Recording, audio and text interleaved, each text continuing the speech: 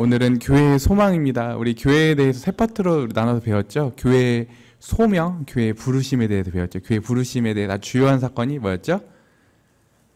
고넬료, 그죠? 고넬료 가정이 돌아온 사건. 그리고 그 이후에 하나님께서 사도 바울을 부르셔가지고 교회의 아주 중요한 특징이 하나가 뭐냐면 유대인과 이방인으로 구성되어 있는 하나님의 한 몸, 그 다음에 한 건축물, 성전 이렇게 되었고, 우리 지난 시간에는 뭐였죠? 그 하나님께서 부르셨는데 그 교회의 지위가 삼위일체 하나님, 특히 성부와 성자의 어떤 관계가 있는가 네 살펴보았고, 우리 받은 이 은혜와 구원이 너무 크고 확정적인데 이게 아직은 안 와 있죠. 완전히. 우리가 물론 현재로 미래에 너무 확정적인 사건이기 때문에 현재로 믿음으로 가져올 수 있지만 아직은 오지 않았다. 그렇기 때문에 그 복이 너무 커서 현재 우리가 살아가는 이 유한한 시점에서는 그걸 다 이해할 수 없고 누릴 수 없기 때문에 우리가 되게 그 막연함 가운데 놓이기 시작하고, 우리가 형제님 표현에 의하면 우리가 받은 복과는 너무 상반되는 경험들을 해간다는 거죠. 네, 그래서 이제 왜 그런가, 그리고 그 이유에 대해서 두 가지 이 끼인 상황들에 대해서 우리가 배웠었고, 그래서 우리가 마치 이 끼인 상황들을 통해서 역설적인 존재들이 되어가는 거죠. 우리가 죽은 자 같으나 살아있는 자 같고 가난한 자 같은데 우리가 부유하고 재벌 같은 사람들이 되었다. 신기한 사람들이다. 우리 하나님 이렇게 빚어가신다. 이 내용들 살펴보았죠. 이제 오늘은 그 지난 시간은 현재 가지고 있는 교회의 지위라고 하면, 오늘은 교회의 장래, 교회의 미래예요. 그죠? 교회의 또 미래일 뿐만 아니라 막연한 미래 이런 게 아니라 교회의 완성 이런 뜻이에요. 완성. 그래서 여기서 오늘 굉장히 이 부분을 다루면서 어떤 지식적인 것보다는 오늘은 굉장히 우리의 하나님 앞에서 우리 신앙 태도가 어때야 되는지를 이 책 자체 강조를 하고 있어요. 또 독특하게.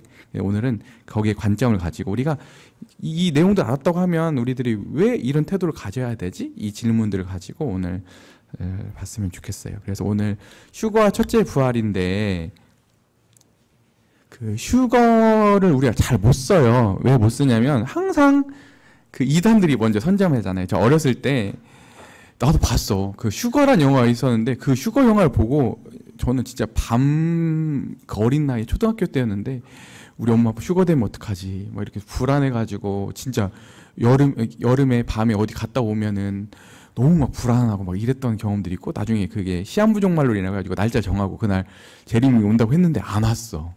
난리 났거든. 우리 한국 사회가 뒤집힐 정도로 그 사건이 있은 이후로 이 휴거를 말하면 뭔가 부정적인 이미지가 생겨. 너무 중요한데. 근데 우리가 그렇다고 해가지고 우리가 휴거를 안 다룰 수는 없죠. 오히려 구더기 무서워서 장 못 담그면 안 되는 거잖아요. 그래서 오늘 진짜 중요해요. 교회를 이해하는 데 있어서 이 휴거를 빼놓고는 상당 부분을 많이 놓치게 되거든요. 그래서 오늘 이 용감하게 그런 오해와 편견들이 있는데 그것들 다 걷어내고 성경에서 말하는 휴거의 의미가 뭔가에 대해서 오늘 살펴봤으면 좋겠어요. 되게 중요하거든요. 그래서 오늘 이 휴거라고 하는 것은 직접적으로 우리 주님과의 관계에서 주님의 다시 오심과 아주 직접적인 관련이 있죠. 우리가 언제 휴거가 되냐? 주님이 초림이라고 하죠. 우리 예수님 2000년 전에 이 베들레헴 마구간에 오신 그 놀라운 경이로운 사건을 처음 책 폈을 때 나왔잖아요. 그 경이로운 사건, 성육신 하신 사건을 예수님의 초림이라고 하죠. 초림. 첫 번째 오신 것이고, 주님이 우리 재림을 기다리고 있죠. 우리가 살고 있는 시대가 주님의 초림과 재림 사이에 끼어 있는 시대를 오늘 살아가고 있다. 그렇죠? 그래서 오늘 오늘 이 휴거는 그 주님의 이 다시 오심, 주님의 재림과 아주 밀접한 관련이 있다. 이렇게 이해하고 오늘 배우도록 하겠습니다. 그래서 휴거와 첫째 부활인데요. 오늘도 책을 읽고 같이 나누도록 할까요? 그 172페이지 한번 쭉 읽어주세요. 휴거와 첫째 부활, 주께서 임하시느니라. 현 시대는 부활의 시대이다. 이 시대는 구속자의 부활에서 시작하여 구속받은 자들의 부활로 끝난다. 이 둘 사이에 생명으로 부름받은 자들의 영적 부활이 있다. 그래서 우리는 두 부활 사이에서 일으킴받은 사람들로서 두 개의 영원한 빛 사이에서 광채를 내는 빛과 같이 두 부활의 시기 사이에 살고 있다. 첫 번째 부활의 능력으로 우리는 마지막 부활을 맞으러 간다. 머리 되신 분의 부활은 지체들의 부활을 보증한다. 부활의 생명나무는 온전히 익은 열매를 맺는다. 교회의 소망은 다음 4가지 사항을 포함한다. 휴거와 첫째 부활, 그리스도의 신반대, 어린 양의 혼인잔치, 다가올 세계 통치. 네. 오늘 되게 이 첫 문장이 되게 멋있지 않아요? 그러니까 현 시대는 부활의 시대이다 이렇게 시작하는데 이 시대는 구속자의 부활에서 시작하여 구속받은 자들의 부활로 끝난다. 이 둘 사이에는 생명의 부름받은 영적인 부활이 있다. 이게 아주 지금 굉장히 지금 경이로운 전개를 시작하는 거거든요. 뭐냐면 현 시대는 왜 부활의 시대냐면 첫 번째는 우리 주님이 부활하셨죠. 그리고 이 주님이 다시 오실 때 우리도 부활할 거거든요. 이제 의인의 부활이 있을 거예요. 그 사이를 살아가는데 지금 우리가 거듭나죠. 영적으로. 우리가 달지 못하지 지금 그 죽음을 뚫고 나와서 우리가 다 거듭나고 있잖아요. 우리를 통치하고 있던 죽음을 우리가 성령님께서 오시고 우리 거듭나게 하시는 순간 우리가 지금 다시 새롭게 재창조되고 있잖아요. 그러니까 우리가 육신의 눈으로 보면 실은 염세주의가 맞아요. 그죠? 다 죽어가잖아요. 아무리 잘해도 죽어가잖아요. 어떤 인생이 아무리 잘 살아도 죽어가잖아요. 아무리 이 인류가 발달해도 나중에 가서는 이 세상을 멸망할 거잖아요. 이 관점으로 보면 염세주의가 맞거든요. 영적인 눈으로 보면 생명 역동해 오는 거지. 우리가 이 시대를 살아가는 동안 영적으로 봐야 돼요. 그러니까 우리가 긍정적이지 않은 데 있어서는 실은 세상의 관점으로 세상을 보기 때문에 그래. 영적인 관점으로 보면 온통 지금 봄날처럼 마치 꽃이 피어오르고 나무가 막 파릇파릇 돋듯이 지금 이 현 시대는 부활의 시대인 거예요. 생명 역동하는 시대인 거예요. 그래서 우리가 그 세상에서도 그러잖아요. 긍정의 심리, 옛날에 긍정의 힘 이런 거 있었잖아요. 그거 굉장히 좋은 거예요. 근데도 불구하고 그렇지도 않은데 자꾸 긍정 하니까 그래도 효과가 있는데 근데 우리는 실제로 긍정할 수 있죠. 왜? 우리가 살아가는 시대가 세상이 죽음이 다스리고 어둡고 망해가는 세상이 아니라 부활의 생명 역동하는 시대이기 때문에 그래요. 그래서 여러분들 영성이 바뀌어야 돼요. 우리 첫 번째 배웠죠. 우리 저번에 이제 주일 설교 때 하나님에 대한 관점이 바뀌어야 되잖아요. 그래서 윤관 형제님 항상 어디 가나 첫 번째 하시는 주제들이지. 좋으신 하나님. 그건 하나님에 대한 관점이 좋아야 되고 하나님이 만드신 세상에 대해서도 특히나 현 세상의 현 시대에 대해서도 현 시대라고 어떤 시대냐면 주님의 초림과 이 재림의 이 시간을 볼 때 어떻게 봐야 된다고? 생명이 역동하는 시대. 지금 모든 사람 위에 죽음이 군림해 있는 것처럼 보이지만 영적인 눈으로 보면 예수님의 승리로 인해서 지금 모든 사람들에게 지금 생명이 부여되고 있고 성령의 활동하심으로 인해서 지금도 활기 있는 시대로 이해를 해야 된다. 아멘? 예, 그래서 여러분들 안에 있는 어둠들이 다 물러갔으면 좋겠어요. 부정적인 마음들이 오늘도 마음이 탁 트였으면 좋겠어요. 와, 그렇구나. 오늘도 우리가 주님의 부활과 우리 의인의 부활과 지금도 성령께서 우리가 달지 못하지만 지금 사람들을 살리고 계시고 지금도 예수님께 덧붙여가지고 지금 놀라운 생명을 부여하시는 생명이 역동하는 시대로 바라볼 수 있는 여러분들의 시야가 생겼으면 좋겠습니다. 그리고 이제 이 시대는 어떤 시대냐? 첫 번째 부활의 능력으로 마지막 부활을 맞으러 간다. 그죠? 우리가 나중에 부활할 거거든요. 의인들이 다 부활할 거예요. 여기서 부활은 어떤 부활이냐면 먼저 갔던 성도들이잖아요. 그 다음에 초대교회 때부터 그리고 앞으로 올 모든 사람들이 교회 안에 들어와 있는 모든 성도들이 다 그때 부활할 건데 그 부활은 누구랑 연결되어 있냐면 예수님하고 연결되어 있죠. 그 우리가 나중에 부활할 그 능력은 누구의 부활의 능력과 똑같은 걸로 우리가 부활하는 거냐면 예수 그리스도께서 무덤 원수를 이기시고 거기서 부활하신 그 능력으로 동일하게 우리도 그 능력으로 부활할 거예요. 그래서 예수님의 그 부활이 우리의 부활을 어떻게 하고 있어요? 보증하고 있죠. 변할 수가 없죠. 예수님의 부활을 보니까 너무 우리의 부활은 자명한 일이죠. 믿으세요? 예. 그래서 오늘 제가 상상을 해야 된다고 했잖아요. 우리가 진짜 부활할 거예요. 그리고 두 번째는 뭐냐? 머리 되신 분의 부활은 지체들의 부활을 보증한다. 그렇죠. 우리의 성령 연합돼 있어서 우리 머리 되신 그리스도의 부활은 먼저 부활하셨죠. 먼저 그 부활하신 부활은 우리 지체들의 부활을 보증한다. 부활의 생명은 온전히 익은 열매를 맺는다. 그죠? 예수님의 그 한 분의 그 부활이 무르익어서 수많은 열매의 부활을 맺는 거잖아요. 첫 열매가 되죠, 예수님이. 그래서 우리가 다 예수님의 부활과 같이 여기 있는 모든 성도들이 다 예수님에게 덧붙여 있는 모든 성도들이 성령을 소유하는 성도들이 다 부활할 겁니다. 예, 그렇게 볼 수 있는 시야가 있었으면 좋겠어요. 내 인생도 그렇고 내 옆에 있는 지체들의 운명도 그렇고. 그죠? 예, 그리고 이제 두 번째 휴거의 순간이에요. 예, 휴거의 순간. 휴거의 순간에서는 이제 두 부활이 나오는데 먼저는 예수님에 대한 부활이 있고 그 이후에 두 부활이 있어요. 하나는 뭐냐면 천년왕국 시작되기 전에, 그러니까 예수님이 공중 재림하실 때, 그죠? 예, 공중 재림하실 때 그때 우리 의인이 부활이 있고, 나중에 이제 백보자시만 이 세상이 종결지을 때 그때 또 하나님 심판이 있거든요. 예, 그때 그 부활하지 않았던 나머지 죽음 가운데 삼켰던 사람들의 그 부활이 있을 거거든요. 그 두 부활이 있는데 여기서 휴거의 순간에 누구의 부활? 의인의 부활. 모든 사람이 부활하는 게 아니라 모든 사람이 다 부활할 거예요. 믿는 사람이고 믿지 않는 사람이 다 부활할 건데 순서가 있어요. 먼저는 누구의 부활? 의인의 부활. 여기서 말하는 부활은, 휴거의 순간에 있는 부활은 누구의 부활이다?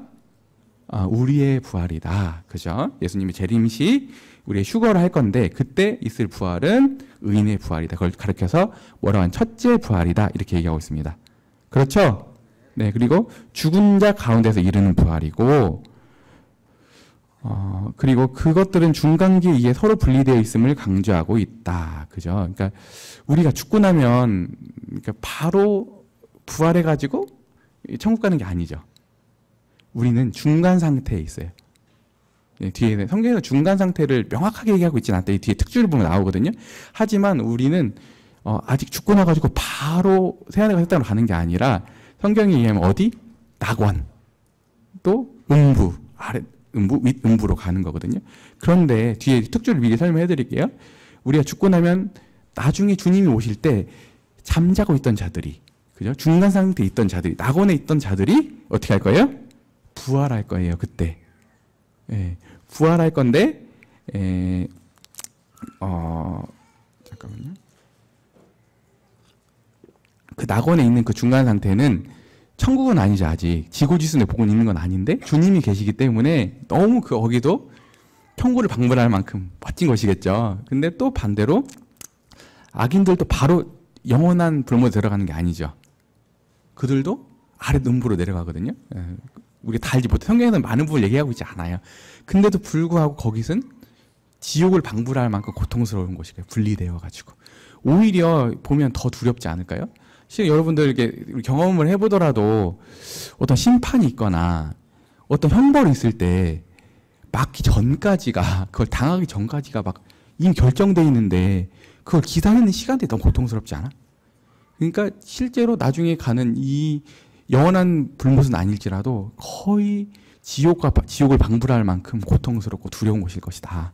이렇게 얘기하고 있어요. 나중에 특주 한번 읽어보세요. 뒷부분에 보면. 그래서 우리가 이제 그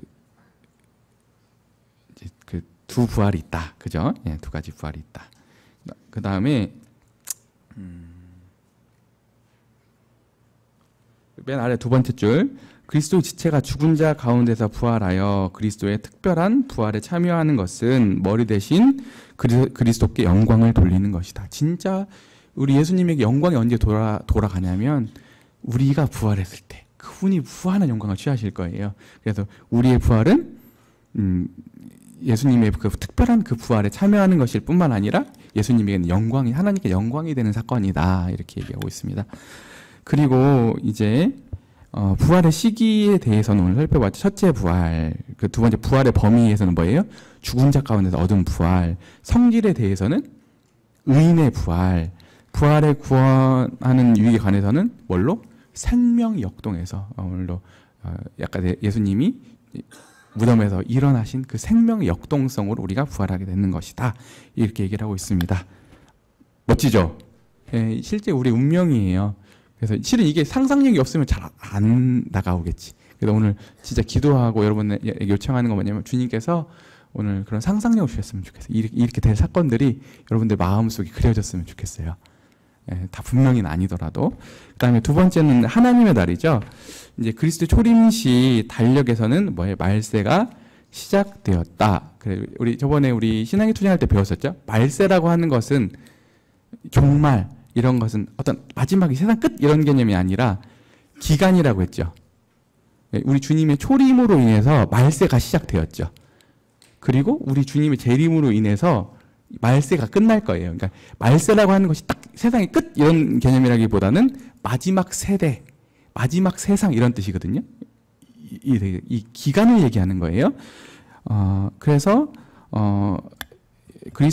토요일교회 그리스도인의 확신에 따르면 그리스도의 성육신과 더불어 뭐예요? 마지막 때가 시작되었다. 그렇죠. 예수님의 초림과 함께 마지막 때가 시작돼요. 왜냐하면 그리스도는 장구한 전 시대가 추구해오던 목표였기 때문이다. 그리스도의 초림은 말세의 시작이요 그리스도의 재림으로 말세가 끝이 시작된다는 거예요. 그리고 마지막 세대 끝나면 오는 세대가 오겠죠. 오는 저 세상이 오는 거예요. 우리가 생각하는 개념이 말세라고 하는 게 딱 끝나고 종결 짓는 게 아니라 다음 세상이 오는 거예요. 우리 현대인으로 생각하니까 그런 건데 유대인들의 관점에서는 이 세상이 가면 앞으로의 세상이 오는 거거든요. 이미 와 있죠. 우리 주님의 초림으로 인해서 이미 오는 세상이 와 있고 지금 이 세상은 어떻게 될 거예요? 종결될 거예요. 예수님의 재림과 함께. 근데 이 시대의 특징이 뭐였어요? 중첩이었죠. 왜 그런지 알겠죠? 이 시대가 끼어 있어서 이미 와 있는 세상이 올 세상이 이미 와 있고 이미 현재 있는 세상이 종결지어야 돼. 이 중첩돼 있는 기간을 가리켜서 마지막 때라고 하는 거예요. 마지막 때 기간이다. 그러면 오늘 어제보다 주님이 다가오심이 가까워왔죠. 그래서 이 시대를 가리켜서 뭐냐면 말세지말이라고 하죠. 말세지말. 그러니까 말세 중에서도 끝부분을 우리가 살아가고 있는 거죠. 비교적 초대교회 성도들에 비하면 아시겠죠? 이게 말세라고 하는 개념이 그래서 사도행전의 마지막 때에 내가 성령을 부어줄 것인데 자녀들은 예언할 것이고 그죠? 환상을 볼 것이고 꿈을 꿀 것이다. 이때가 이 마지막 시대가 이 기간을 얘기하는 거예요. 아시겠죠? 네, 배웠었죠? 다? 네, 우리 기억 다시 한번 떠올리시고 그리고 그리스도 안에서 메시아 시대에 우리가 살고 있는 우리에게 당도하였다. 그리스도는 교회의 역사의 목표이다. 그러므로 신약적 의미에서 본 세계는 역사의 단순한 최후의 미래의 역사가 아니다. 신약의 모든 구원의 역사가 곧 점진적으로 발전해가는 말세의 역사인 것이다. 그리스도 안에서 만기의 시작이 나타났다. 그러므로 그때 이후의 모든 것이 이미 말세의 역사이다. 이게 무슨 뜻이냐면 이 말세라고 하는 것이 그냥 끝난다는 의미가 아니에요. 아까 시작할 때 어떤 키워드가 있었죠? 완성이라는 의미가 있는 거예요. 이 마지막 세대를 통해서 하나님이 무슨 의지를 드러내시는 거냐면 하나님이 만약에 이 말세를 통해서 이 세상을 구원하지 않으셨으면 예수님이 보내 구원하지 않으셨으면 시간이 어때요? 그냥 유구하잖아요. 그냥 유구하기만 하지 저주스럽지 않아요? 근데 하나님이 이 세상의 종말을 가지고 오시고 종결하신다는 의미는 그냥 물리적 시간으로 딱 종결한다는 뜻이 아니라 하나님 이 세상을 창조하시고 목적하신 바가 실은 우리가 타락했기 때문에 이게 마치 좌절된 것처럼 보였잖아요. 그리고 이 세상이 그냥 실패하는 것처럼 보이잖아요. 그런데 초림과 재림의 사건을 통해서 하나님의 의지가 드러났죠. 이 세상을 그냥 놔두시는 게 아니라 이 세상을 구원하시는 하나님의 의지가 드러난 사건이죠. 놀랍지 않아요? 그러니까 이 말세라고 하는 것은 이 전 세대가 이때를 바라봤던 거지. 그 뜻이에요. 그냥 이 시대가 흘러가니까 말세가 온 게 아니라 이 시대는 다른 시대들의 목적이었다고요. 완성이기 때문에. 우리 참 놀라운 시대를 살아가고 있죠. 우리 살고 있는 시대는 이렇게 성경에서 얘기하고 있는 시대다. 이렇게 하셨으면 좋겠습니다. 그렇죠. 네. 그리고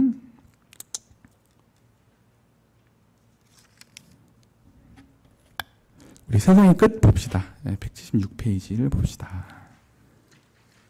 쭉 한번 117페이지까지 한번 읽어줄래요? 세상의 끝 이는 주님이 오시는 것을 말한다. 정확한 휴거 시기는 확실하지 않다. 때와 기한은 너희가 알 바 아니다. 영광의 때는 가까웠다. 보라 내가 속히 오리라고 주께서 말씀하시고 계시기 때문이다. 또한 영광의 때는 멀다. 신랑이 더디 온다고 말씀하셨기 때문이다. 어떤 귀인이 왕위를 받아가지고 오려고 먼 나라로 갔다. 그리고 오랜 후에 돌아와서 그 종들과 회개했다. 예언적 입장에서 보면 원시한은 현재의 근시한과 결합되어 있다. 여기서 우리가 얻는 교훈은 깨어 있어야 한다는 것이다. 하나님이 우리에게 요구하시는 것은 우리가 영혼을 절박하게 기대하고 준비하는 일이다. 우리에게는 마지막이 언제나 처음과 같아야 한다. 허리에 띠를 띠고 등불을 켜고 서 있으라. 너희는 마치 그 주인이 혼인집에서 돌아와 문을 두드리면 곧 열어주려고 기다리는 사람들과 같이 되라. 이 문제의 세부 사항들에 대해서 언제나 많은 이견들이 있어 왔다. 위대한 성도들과 학자들도 생각이 다양했다. 독단론을 반박하고 인내와 관용의 태도로 여러 의견을 검토해 보아야 한다. 다음과 같은 정신으로 우리는 말세를 바라본다. 그리스도의 세계 통치와 관련해서 그것은 세상의 끝이다. 그리스도의 부재와 관련해서 그것은 그리스도께서 왕으로 오시는 것이다. 그리스도에 감추어진 것과 관련해서 그것은 그리스도의 계시이며 나타나심이다. 그리스도의 영광의 빛과 관련해서 그것은 그리스도의 빛나는 출현이다. 네, 세상이 끝이잖아요. 다시 한번 우리 주님이 언제 오실지는 아무도 모르죠. 때와 기한은 알려주지 않으셨어요, 하나님께서. 그래서 분명히 이게 어느 날 이때라고 얘기하는 사람도 있잖아요. 그러면 다 그냥 듣고 흘리셔도 상관없어요. 우리가 언제 올 것 같다 이렇게 말하는 것들은 다 거의 구라다. 예수님도 모르신다. 하나님 아버지에 대한 소관회가 있는 거기 때문에 그런 말들은 현혹되시면 안 돼요. 때와 기한을 말하는 것은 다 이단이라고 보시면 맞아요. 예. 그래서 무조건 근데 하지만 때와 기한은 알 수 없지만 우리가 어떤 태도를 가져야 되는지 분명히 얘기하고 있다는 거예요. 그리고 또 하나는 뭐냐면 성경에서는 영광의 때가 가까웠다. 내가 속히 올 것이다. 곧 오겠다는 거 하셨거든요. 그러니까 초대교회 성도들 진짜 곧 올 줄 알았어. 그러니까 초대교회 성도들은 좀 당황했던 거지. 오신다고 했는데 죽어가는 사람도 있는 거지. 그러니까 진짜 그렇게 우리도 그렇게 믿어야 돼요. 주님이 곧 오실 것처럼. 근데 한편으로 보면은 이제 더디 오는 거죠. 주님께서 주님 이렇게 얘기하죠. 베드로 사도가 얘기를 했죠. 주께는 하루가 천년 같고 천년이 하루 같다. 그러니까 왜 그런 현상이 발생이 되는 거냐면 여기 보면 예언적 입장에서 보면 원시한은 현재 근시한과 결합돼 있다 이렇게 돼 있죠. 이게 누구의 시각이었죠? 우리 배웠었죠. 나비, 선지자들의 예언적 시간이 그랬잖아요. 그러니까 예언자들이 하나님의 차원으로 들어가기 때문에 바로 앞에 있는 것처럼 봤잖아요. 특히 과거인 것처럼 보기도 하잖아요. 미래, 아주 유구한 미래의 사건을 이렇게 미래의 사건을 가깝게도 보고, 그죠? 예, 이렇게 가까운 것처럼 보이지만 또 멀리 있고, 이 두 가지 공존한 이유는 왜 그렇다? 선지자들은 그때 예언을 하게 될 때 하나님의 차원으로 올라가잖아요. 시간을 범위를 넘어서 가지고 하나님이 보시는 것처럼 시간을 보기 때문에 그렇다. 그런 것처럼 여기서 얘기하고 있는 것은 왜 이게 곧 오시는 것과 멀리 나중에 더디게 온다는 것이 왜 공존해 있냐. 이것은 아까 하나님 차원에서 이 시간을 보기 때문에 그렇다. 그렇기 때문에 우리가 여기서 가져야 되는 태도가 뭐냐면 깨어 있어야 된다고 하는 거예요. 그러면 깨어 있는다고 하는 반대가 뭐예요? 그럼 자고 있는 건 뭘까요? 자고 있는 태도는 뭘 거예요? 두 가지가 있어. 첫 번째는 여기서 보면은 이 두 가지 공존해야 되거든요. 그러니까 오늘 봐요. 주님 오심이 가깝다. 내일 오신다. 그러면 이제 이런 태도만 갖게 되면 우리는 어떻게 되냐면 이 세상을 다 무시하고 내일 주님 오시기 때문에 직장도 다 때려치고 막 어떻게 보면 굉장히 파괴적인 삶을 살아가요. 주님이 원하시는 삶이 아니에요. 그렇죠. 근데 또 한편으로 반대로 이것도 자는 거거든요. 이 태도 이거는 이제 깨어 있는 것처럼 보이지만 묵묵던 것 같은 거지. 더 무섭지 않아? 자는데 움직이는 거야 이게. 이 태도는요 그런 거예요. 근데 또 반대로 진짜 자는 사람도 있지. 쿨쿨 자는 사람. 이건 어떤 사람들이냐면 주님이 더디 와. 긴급함이 없는 것도 자는 거예요. 그러면 이때부터 교회는 어디로 들어가냐면 세속주의로 들어가요. 그리고 타협해. 세상도 사랑하고 바람 피고 이것도 취하고 저것도 취하고 이렇게 되는 거예요. 교회가 진짜 자게 되는 거예요. 그러니까 잠자는 방식이 두 가지가 있다. 하나는 진짜 진짜 신앙의 뭔가 초월성에 빠져가지고 자기 삶을 다 팽개치고 가정도 파괴하고 자기 인격도 파괴하고 삶에 있는 모든 영역들 파괴하죠.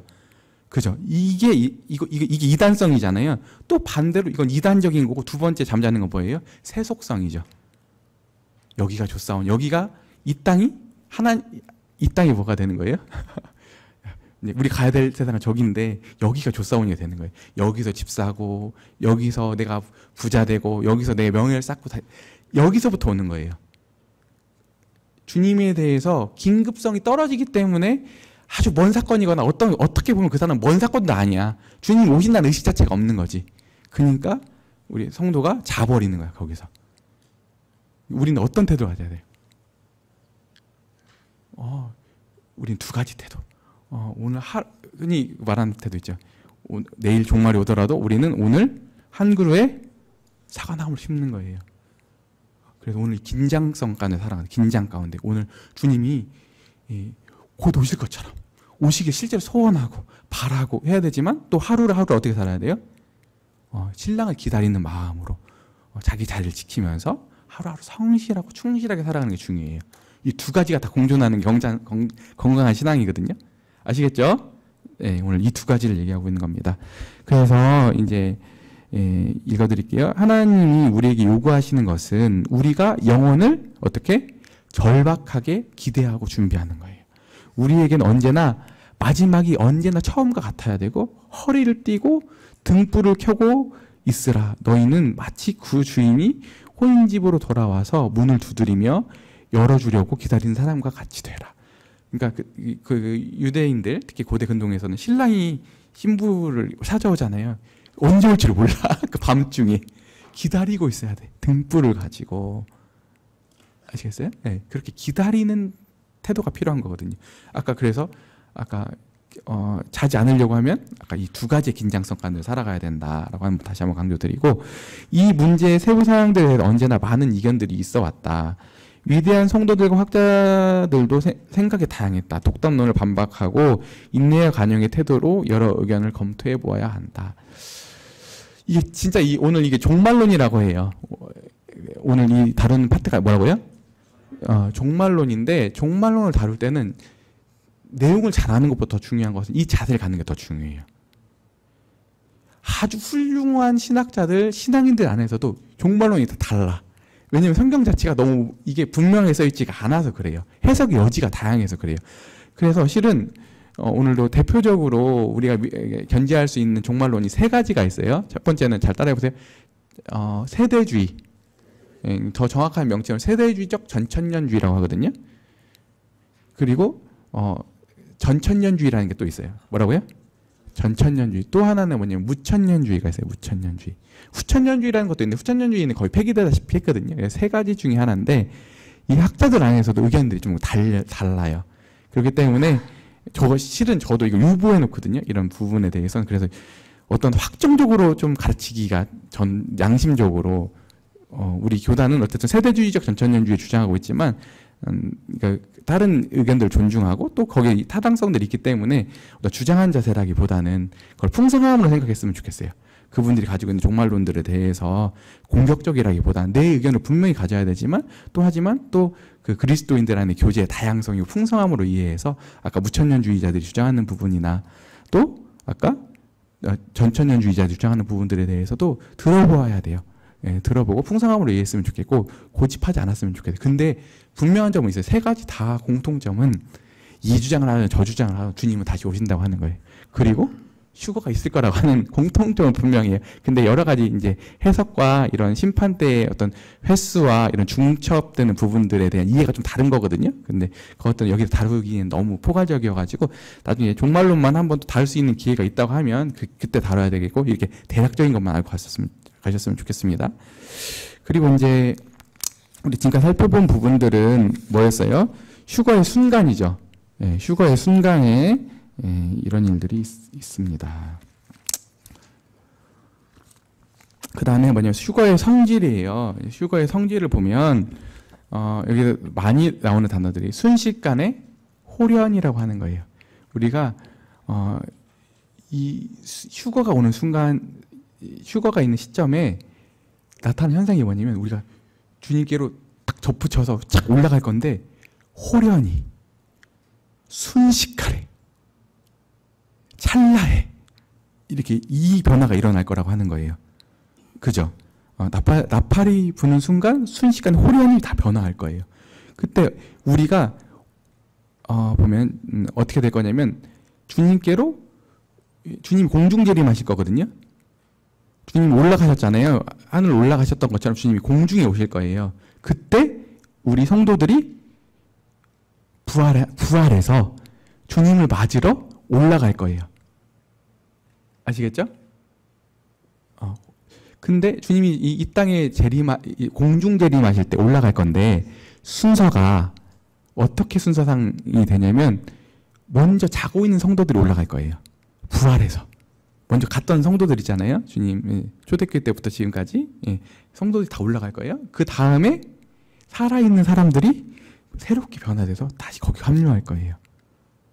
이 변화가 공중에서 있을 거예요. 근데 이제 우리 이제 세대주의적 전천년주의는 이제 언제 이게 일어나냐면은 이제 공중 재림을 하고 주님이 이 땅에 오셔서 공중 재림을 하고 거기서 이 공중에서 어린 양의 혼인잔치가 있다고 믿는 거야. 그러니까 7년 대환란 시작하기 전에 공중에 주님이 오셔서 공중에서 같이 우리 혼인잔치 7년 동안 하다가 나중에 주님과 함께 지상재림을 하러 내려온다고 하는 게 세대주의적 전천년주의예요. 아시겠어요? 주님이 다시 오시는데 다시 오시는 게 두 번의 사건이에요. 세대주의적 전천년주의는 뭐냐면 위로 공중재림하시고 거기서 교회가 휴거되어서 주님을 배웠고 7년 대환이 끝나면 내려오는 거죠. 교회는 이 환란을 통과하지 않는다고 보는 거죠. 세대주의적 전천년주의는. 근데 전천년주의는 어떻게 되는 거냐면 교회가 환란을 통과해요. 그리고 환란을 통과한 다음에 주님이 공중에 오시는 거예요. 그러면 공중으로 같이 이 성도들이 주님을 맞으러 가는 거예요. 그리고 올라가서 왜냐하면 왕이 오시면 그 왕을 맞으러 올라가잖아요. 가서 왕을 맞아서 같이 내려오는 거예요. 그리고 내려와서 땅을 통치하는 거예요. 1000년 동안 주님과 함께. 이게 전천년주의예요. 차이가 있죠. 그러니까 우리 세대주의적 전천년주의는 뭐라고요? 두 번 사건이 있는 거죠. 한 번은 먼저 주님이 공중재림하실 때 위에서 교회를 부르시고 7년 동안 위에서 어린 양의 혼인잔치가 있고 다시 7년이 끝나고 나서 이 땅에 내려와 천년왕국을 같이 통치한다는 말이고 전천년주의는 뭐예요?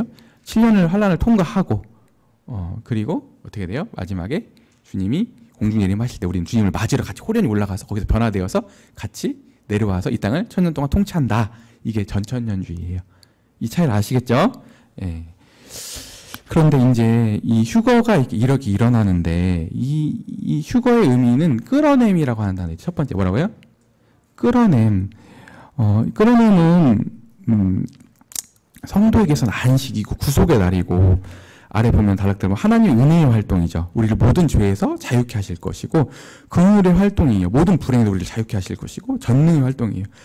전능하심이 우리를 변화시켜서 구속자와 일치하게 해요.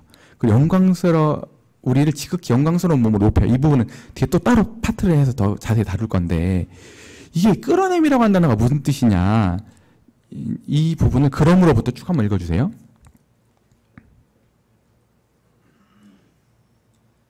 그러므로 바울은 휴거라는 특별히 강한 말을 사용했다. 사실 이 말의 뜻은 급하게 붙잡는다, 격렬하게 빼앗는다, 재빠르고도 갑작스러운 동작으로 자기에게 이끈다는 뜻이다. 이 말은 누가가 사도행전에서 로마 군사들이 바울을 압제하던 폭도들로부터 바울을 구해낸 것을 묘사할 때 사용한 말이다. 데살로니가전서 1장 10절에서 바울은 휴거를 장래 노하심에서 우리를 건지심이라고 불러 엄밀한 의미로 능력으로 구원받는다는 뜻을 가진 말을 사용하고 있다. 그런데 이 말은 디모데후서 4장 17절에서 네로의 재판정에서 보호받은 것을 사자의 입에서 건지었느니라고 묘사할 때 사용한 말과 동일하다. 바울은 강한 군사적 비유를 총동원해서 교회의 휴거를 묘사하고 있다. 주께서 호령과 천사장의 소리와 하나님의 나팔로 친히 하늘로 쫓아 강림하실 것이다. 왕권을 가지신 정복자 그리스도께서는 하늘의 천군들을 동반하시며 땅에 있는 그의 용사들과도 영원히 연합하신다. 이것은 모든 것 중에 가장 중요하다. 왜냐하면 휴거는 끌어올림이기 때문이다. 이제 끌어내다, 영어로 랩처라고 하는 건데 이 단어가 무슨 의미가 있냐? 저는 이거 가장 잘 표현한 영화가 있다고 봐. 반지의 제왕.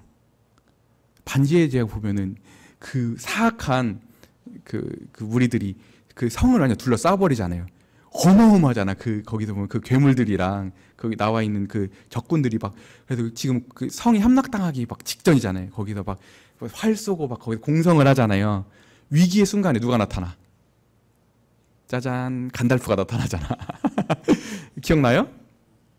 그런 것처럼 오늘 이 휴거의 사건이 어떤 사건과 같은 거냐면, 아까 그 로마의 군사들이 바울이 압제하는 폭도로부터 건져내는 것 같은 거고, 사자의 입에서 건져내는 사건과 같은 거고, 바울은 강한 군사적 비후에 동원한 거예요. 지금 아주 위기 가운데 있는데 그 위기 상황으로부터 강력한 군대가 와서 건져내주는 사건인 거지. 이게 휴거의 그림이다. 그래서 외부에서 이 위기 상황을 구출해낼 뿐만 아니라 우리와 연합해서 이것을 점령해가는 그림으로 그리고 있다. 이해되죠? 그래서 주께서 호령과 천사장의 소리와 하늘의 나팔로 친히 하늘로부터 쫓아 광림하실 거예요. 급하게 와서 건져내신 사건이죠. 성도들을 위기로부터. 멋지죠? 예? 이 휴거에 그런 의미가 있다고 하는 거예요. 우리 이 세상으로부터 주님께서 우리를 건지실 거예요. 놀랍죠? 그다음 두 번째 끌어올림이 이제 뒤의 의미가 더 중요해요. 이 끌어올림은 어떤 의미가 있냐면, 이것들은 지체들이 머리와 연합하는 일이다. 주께서 친히 강림하심으로 우리는 영원히 그와 함께 있게 될 것이다. 그리스도는 구속자로서 그의 영광을 완성하기 위해 자기 앞에 영광스러운 교회로 세우실 것이다. 그죠? 그리고 휴거는 지체가 서로 연합하는 일이다. 살아남은 자들이 죽은 자들과 동시에 끌어올림을 받기 때문이다. 비로소 모든 시대, 모든 땅의 교회가 피차 함께 있게 된다. 그때 완전한 교회가 처음으로 존재하게 되는데, 그것도 땅에서가 아니라 어디서? 공중에서. 그러니까 우리가 지금 놀랍게도 성령께서 우리를 연합시키셨죠. 그리스도 연합돼 있죠. 놀랍잖아요. 지금도 우리가 초월적으로 연결돼 있잖아요. 예수님을 머리로 해서. 누구와? 지금까지 과거에 있었던 성도들과 앞으로 주님 믿게 될 성도들이 다 예수님 안에서 연합되었잖아요. 한 몸이 되었죠. 근데 아직은 역사 속에서 이렇게 실제화되진 않았지. 그 실제로 모든 성도들이 실제 딱 몸으로 하나로 딱 나타나는 순간, 드러나는 순간, 딱 연합이 실제화되는 순간이 언제냐면, 주님이 휴거하실 때, 주님 공중재림하실 때 성도들이, 모든 성도들이 다 올라갈 거잖아요. 성령께 연합되어 있는 모든 사람 다 올라가서 머리에 딱 붙게 되는 순간이잖아요. 이때가 교회의 완성이죠. 교회가 그때 드러나겠죠. 분명히. 어마어마한, 지금까지 그 적은 무리인 줄 알았는데 그 수많은 주님께서 부르셨던 사람들이 그때 다 한 곳에 모이겠죠. 어디에? 공중에. 예, 공중으로 부르시는 거예요. 그게 세대주의적 전천년주의가 됐던, 그냥 역사적 전천년주의자가 됐던, 어쨌든 공중에서 주님을 배우고 교회가 거기서 다 집결할 거예요. 그리고 내려올 거죠, 같이. 그리고 이 땅을 같이 통치할 거죠. 아멘? 네. 그래서 비로소 모든 시대 모든 땅의 교회가 피차 함께 있게 된다. 그때 완전한 교회가 처음으로 존재하게 되는데, 그것 땅에서가 아니라 공중에서다. 그때까지는 여러 교회들이 존재하고 한때에 지상에 살고 있는 한 세대의 교회가 있을 따름이었죠. 그죠?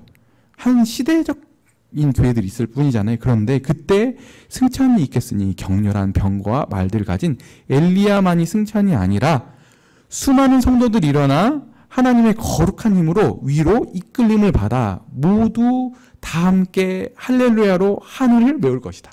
너무 영광스러운 순간이 아니겠어요? 이 휴거돼가지고 주님께 지금 모든 성도들이 다 불림을 있는데, 거기서 막 하나님을 다 찬양해. 사람들이 다 변화되어 있어. 새로운 몸으로. 나중에 이 변화될 몸이 얼마나 멋진 몸인지 뒤에 보면은 그 변화된 개체들이 다 모여있다니까요. 뒤에 나오겠지만 다 그때 그 존재들 다 빛나는 존재들이, 원래 하나님 인간을 발광체로 만드셨어요. 그때 빛나는 모든 존재들이 다 모여서 하나님을 예배할 거예요. 빛나는 생명이신 주님을, 머리신 주님을 중심으로 두고 모든 이 시대의 교회들이, 성도들 다 모여서 집결할 거예요. 영광스러운 변화의 순간은 아니겠어요? 상상을 해보세요. 그러니까 내가 상상력이 필요하다고 했지. 상상이 아니면 재미가 없잖아. 이거 무슨 얘기, 뭐 부황부황하고. 근데 생각을 해봐. 이게 말이 되냐고. 네. 근데 이게 실제로 올 거예요. 약속되고 있는 거, 약속되는 거. 부활 소망하면 우리가 당연히 몸만 딱하게 부활 이런 게 아니라 이 순간을 얘기하는 거예요. 부활 소망이라고 하는 것을. 네. 그리고 변화를 봅시다. 이 변화는 마지막 나팔 소리에 어떻게 다시 한번 눈 깜빡할 사이 찰나에 호련히 낮은 몸이 영광의 몸으로 바뀐다는 거예요. 변화가 있어요. 몸이. 이 육체가 그대로 가는 게 아니라 변화가 있어요. 뒤에 한번 더 자세히 다룰 거예요. 이 썩을 것이 불갑을 썩지 아니할 것을 입겠고, 지금 우리 썩을 몸을 갖고 있잖아요. 나중에 썩지 않을 몸을 입을 거예요. 이 죽을 것이 죽지 아니함을 것을 입을 것인데, 그런데 이 모든 일이 어디서? 공중에서 된다. 이 변화가 어디서 있을 것이다? 장소가 공중이다. 아시겠죠? 공중에서 있을 것이다. 그리고 또 이 부활하고 휴거 사건 승리의 사건인데, 왜 승리의 사건이냐면 공중의 원수의 활동의 기지야. 그죠? 공중의 권세 잡은 자들이잖아요. 사단 마귀의 권세가. 근데 지금 세상의 악마의 세력의 지배를 받고 있는 것은 공중으로부터 그렇죠. 그래서 모든 사람들 위에 다 군림하고 있죠. 사망 권세를 가지고 이 사단 마귀가 통치하고 있잖아요. 공중의 권세 잡은 자로 불리죠. 그러니까 주님한테도 너 저라면 내가 이 권세 너한테 줄게. 실제로 사단 마귀는 이 공중의 권세 잡은 자로서 이 세상에 대한 권세를 가지고 있었잖아요. 그죠? 네. 그러나 지금 바로 그 세력의 영역에서 쉽게 말해서 원래 사단의 나와바리였던 거지. 동무대였던 거야. 여기가 주무대였어. 근데 정복당한 원수의 본부에서 승리자와 그의 승리한 군사들이 집결해. 승리자와 우리가 다 집결하는 거지.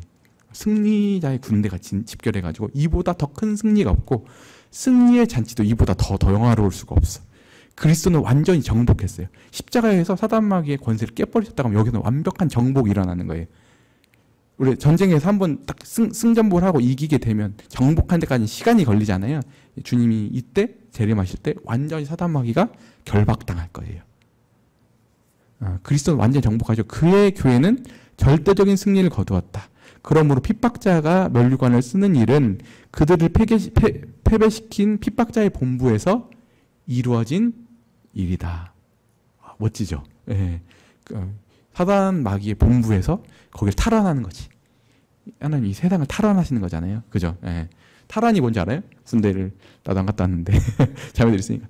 원래 우리 지역이 고지였는데 그걸 다시 찾아오는 것을 탈환이라고 하잖아요. 예. 전쟁에서. 예. 그런 사건이다. 그다음에 축복이다. 이것은 구속받은 사람들의 복스러운 소망이다. 티끌에 거하는 자들아 너희는 깨어 노래하라. 주의 이슬은 빛난 이슬이니 땅이 죽은 자를 내어놓으리로다. 굉장히 시적이지 않아? 실은 여러분들 다 영적인 눈으로 봐봐. 사람들이 다 땅으로서 흙으로 돌아가잖아요. 땅이 사람들 삼키고 있어. 지금도 죽은 사람들 삼키고 있는 거야. 근데 삼켰던 땅이 다시 죽은 자를 내어줘. 거기로부터. 이게 너무 축복스럽지 않아요? 주님이 휴거 때 이런 일들이 벌어날 것이다. 지금 절대 안 돌아올 먼저 갔던 성도들, 사랑하는 사람들이 다 그때 주님으로 인해서 노임을 입을 겁니다. 어디로부터? 땅으로부터. 땅이 다 다시 놓아줄 거예요. 네. 그 다음에 장차 신령한 몸입니다. 신령한 몸이 왜 필요할까요? 우리는 자꾸 그때도 얘기했잖아요. 구원하면 영적인 걸 생각한다니까요. 마치 이 몸은 마치 그게 플라톤 사상의 영향을 입어서 그래요. 이 육체는, 이 물질은 악한 거고 영은 순결한 거고 좋은 거고 이런 생각이 있었거든요. 그게 아니에요. 하나님이 만드셨을 때 우리를 전인으로 만드셨죠. 내가 영혼만 가지고 있는 나는 유디도가 아닌 거예요. 그건 절대 인간을 하나님 그렇게 만드시지 않으셨어요. 그러니까 나중에 우리가 구원받고 나서도 우린 영원히 육체를 가지고 살 거예요. 그러니까 우리가 구원받고 나서 우리 영혼만 천국 간다고 생각하는 것은 굉장히 반기독교적인 사상이죠. 그렇죠. 우리 영혼이 천국 가는 게 아니라 우리가 변화된 몸으로 새하늘과 새 땅에 들어갈 거예요. 이 신령한 몸에 대한 의미는 바로 이 다음 파트에 더 잘 설명해 드리겠습니다. 그래서 그 아래에서 한 6번째 줄에 보면 그러나 하나님은 인간을 전적으로 창조하셨기 때문에 인간을 구속하실 때에도 역시 어떻게 한다고요? 전인적으로 하신다.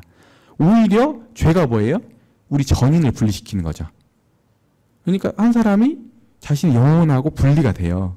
그리고 나중에 그게 분리되니까 죽고 나면 영과 혼이 분리가 되잖아요. 영혼이 분리가 되는 거잖아요. 그럼 구원은 뭐예요? 분리가 다시 하나가 되는 거죠.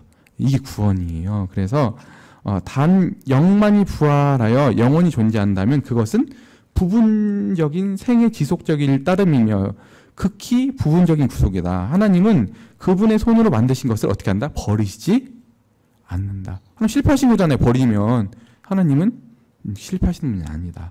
물질 또한 창조주 하나님의 능력으로 만들어진 것이다. 모든 걸 선하죠. 물질이 선한 거예요. 그러므로 하나님이 친히 구속하신 자들의 어느 부분을 계속 죽음에 처하도록 내버려 두지 않으신다. 그러기에 사망의 이김에 삼킨 바 되리라. 그죠? 부활은 이 사망을 이겨버린 사건이에요. 사망을 삼켜버린 사건이 된 거죠.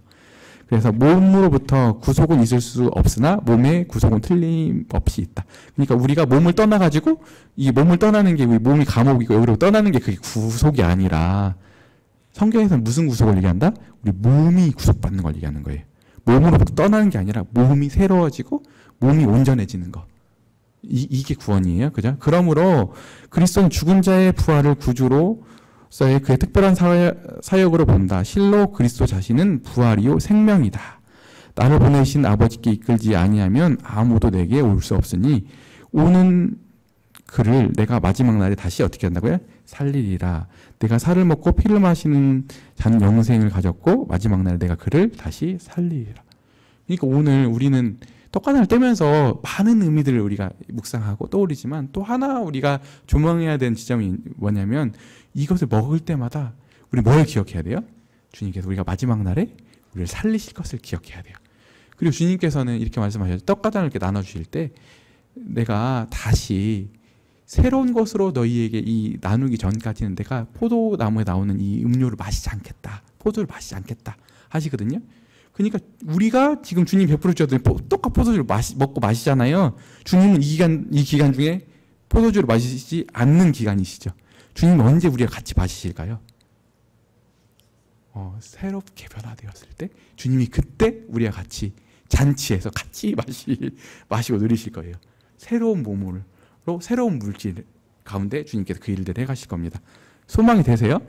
네, 떡과단을 할 때마다 우리는 물론 우리 주님의 희생이 가장 근본이 되지만 여러 의미들을 또 우리들이 이렇게 풍성하게 묵상할 필요가 있습니다. 그래서 우리가 떡과단을 뗄 때마다 그렇지. 주님이 이걸 먹고 마셔서 내가 결국 부활의 그 지점으로 가고 있지. 주님이 지금도 내게 생명을 공급해 주셔서 내가 그때 부활할 거지. 이런 시각을 갖는 우리가 되었으면 좋겠습니다. 아멘이죠? 네. 신령한 몸의 실제성을 봅시다. 그 신령한 몸의 실제성을 보면 우리가 이제 몸에는 세 가지 상태가 있어요. 어떤 상태가 있냐면 지금 현재 있는 우리가 이제 썩어질 몸이죠. 그죠? 썩어질 몸. 그렇다고 하면 원래 또 다른 몸이 있어요. 두 가지 몸이겠죠. 이게 장자 오늘 변화될 몸이 있죠. 썩지 아니할 몸. 또 하나의 몸이 어떤 몸이 있어요? 아담과 하와가 타락하기 전에 가졌던 몸. 이 세 가지 몸의 상태가 있어요. 근데 우리가 구속받고 우리가 변화된다고 하는 것은 아담이 가졌던 몸 상태로 가는 게 아니라 아담과 하와가 타락하기 전에 가졌던 그 몸 상태로 가는 게 아니라 예수님이 부활하셔서 새롭게 변혁시키시고 변화시키신 몸으로 간다고 하는 거예요. 이 말이 실은 앞에 써 있어요. 한번 나중에 찾아보세요. 다시 복습하실 때 그 말을 다시 오늘 해석을 해드리는 거거든요. 네, 그렇습니다. 그리고 이 실제적으로 우리가 주님의 부활하신 몸을 보면 유추해 볼 수 있죠. 우리가 어떤 몸으로 변화될지가. 주님이 부활하신 몸을 보면 우리가 어떤 몸으로 갈지가 거기서 여러 가지들 힌트를 얻을 수가 있잖아요. 그러면 그 몸들의 특징을 살펴볼게요. 그 몸의 특징은 뭐냐면 보이죠. 눈으로 볼 수 있었고 손으로 만질 수가 있었고 또 그 몸은 어땠어요? 실제 주님은 부활하셔가지고 제자들 찾아가서 같이 드셨잖아요. 식사도 하실 수 있었어요. 그리고 그 몸은 살과 뼈가 있었죠. 주님께서는 또 도마에게 만져봐라. 영은 살과 뼈가 없을 때 너희는 보는 바와 같이 있느니라. 주님은 실제로 뼈와 살이 있으셨죠. 그 몸의 중요한 부분이 살과 뼈잖아요. 그때 우리가 살과 뼈가 없는 몸이 아니라 살과 뼈가 있을 거예요. 그죠? 이런 특징들이 실제로 있을 거예요. 그래서 이것을 부인하는 이단들이 뭐냐면 신령한 몸의 실제성을 부인하는 게 뭐냐면 영지주의예요. 왜냐하면 주님의 몸으로 오셨다는 걸 부인하면 우리의 몸의 부활도 거짓부렁이 되는 거잖아요. 그죠? 네, 그 이단들이 가졌던 이단이 뭐였어요? 영지주의자들이었죠. 영지주의자는 어떤 말을 했는지 형님이 대표적으로 두 가지를 써놨어요. 봅시다. 다음과 같은 가르침은 모두 다 거짓 가르침인데, 즉 부활하신 주님은 실제적인 몸이 없으며 다만 자기 자신의 몸으로 나타내 보이신 능력을 가지고 가졌다는 것이다. 그러니까 주님이 실제로 몸을 안 입으셨는데 몸이 있는 것처럼 이렇게 보여준 거예요. 가짜로 이렇게 현상적으로 보여준 거예요. 마치 시뮬레이션처럼 이게 아닌데 뭐라고 하냐 이렇게 홀로그램처럼 이렇게 보여줬다 이런 뜻이에요. 실제 몸이 아니죠. 그럴 때 주님을 위하는 것처럼 보이는데 이거 진짜 이단이죠. 이렇게 되면 우리가 진짜 구원의 진정한 의미에서부터 멀어지잖아요. 주님의 그 부활이 부정되면 이게 가연설이라고 하는 이단이에요. 근데 뒤에 있는 이단은 실은 우리 안에 더 도사리고 있는 이단이고 초보적인 이해 가는 사람들이 또 빠진 이해들인데 뭐냐면 실제 초대교회도 이런 사람도 있었어요. 또 하나는 주님의 본질과 관련해서 그는 순전한 영이 되셨어. 다만 자기 자신을 사람들에게 보여주기 위한 목적으로 부활한 몸을 취하셨다는 거예요. 그리고 나서 보이신 후에 그 몸을 버리고 영으로 가신 거지. 이것도 아니다. 지금 주님은 하늘 보좌 우편에 몸을 가지고 변화된 몸을 가지시고 하나님 보좌 우편에 가셨다. 이해되셨죠? 네. 그래서 계속 살과 뼈를 강조하고 있어요. 그리고 이제 그 다음에 보면 183페이지 두 번째 단락. 부활하신 그리스도는 하늘의 보좌에서 완전하게 될 자들의 표준이요 원형이다. 그죠? 주님이 하늘 보좌 우편에 계시죠. 그러니까 우리 하늘로 올라가는 거예요. 주님이 변화된 몸으로 하늘에 계시잖아요. 그런 것처럼 우리가 하늘로 올라가는 그런 의미가 있고, 그리고 우리가 변화될 몸의 표준이에요. 주님처럼 변화될 거예요. 놀랍잖아요? 주님처럼 변화될 거예요. 다른 사람처럼 변화되는 게 아니라 주님처럼 변화될 거예요. 우리 표준이에요. 우리 목표예요. 우리가 가야 될 지금 최종 지점이 주님이 현재 가지고 계신 몸의 상태다. 우리들의 몸도 그리스도의 영광의 몸과 같이 된다. 그러므로 우리는 그리스도의 몸에서 우리 자신이 장차 가지게 될 몸, 근본적인 양상을 찾아볼 수 있다. 그죠? 유추해 볼 수 있죠. 우리들의. 그래서 그리스도의 몸이 외적인 근거에 영화롭게 되었다면 우리도 역시 그러할 것이다. 그렇죠.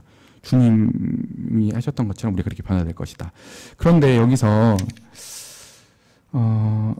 이제 왜 우리가 이 변화되어야 되냐면 나중에 우리가 이 새하늘과 새 땅이 오고 하나님 나라가 유업을 받아야 되는데 그날 유업을 받아야 되는데 현재 우리 썩어질 몸은 변혁될 세상에 맞지가 않아.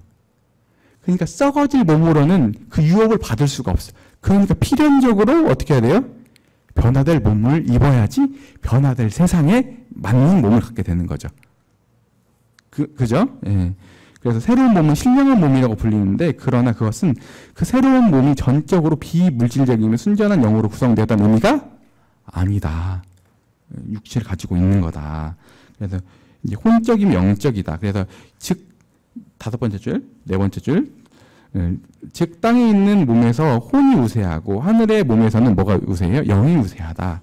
땅에 있는 몸이 하늘에 있는 몸으로 변화되는 것을 물질적인 요소를 벗어버리는 데 있는 게 아니라 벗어버리는 데 있는 게 아니라 뭐예요? 오히려 입는 데 있는 거예요. 새로운 물질성을 입는 데 있는 거라는 거예요. 그죠? 그래서 넘겨보세요. 네. 그래서 그 다음 단락 세 번째 줄, 그것은 하늘의 물질에 관한 것인 만큼 오직 영혼 안에서만 이해되는 놀라운 일이기 때문이다. 이게 다 이해가 안 되는 지점들이에요. 실은 가서 보면. 그런데 이제 주님의 이 몸과 이런 것들을 통해 유추해보는 우리 상태를 보면 그러나 있죠. 그러나 현재의 몸과 미래의 몸 사이에는 직접적인 관련이 없고 신령한 몸이 없다면 무엇 때문에 무덤의 문이 열려야 했을까? 그때의 부활이 있어야 했던가? 그 경우에는 새 몸은 무덤에 묻힌 이 몸과 전혀 다른 몸이었을 것이다. 그러나 옛 몸과 새 몸 사이에는 틀림없이 연관성이 있었을 것이다. 이 관계는 혼과 인격뿐만 아니라 몸의 관계이기도 하다. 잘 보세요. 변화될 거죠. 완전히 변화될 거예요. 우리의 현재 있는 이 물질성하고 완전히 다른 변력이 있을 거예요. 이걸 불연속성이라고 해요. 뭐라고요? 완전히 다른 거예요. 근데 또 하나 연속성을 가지고 있어요.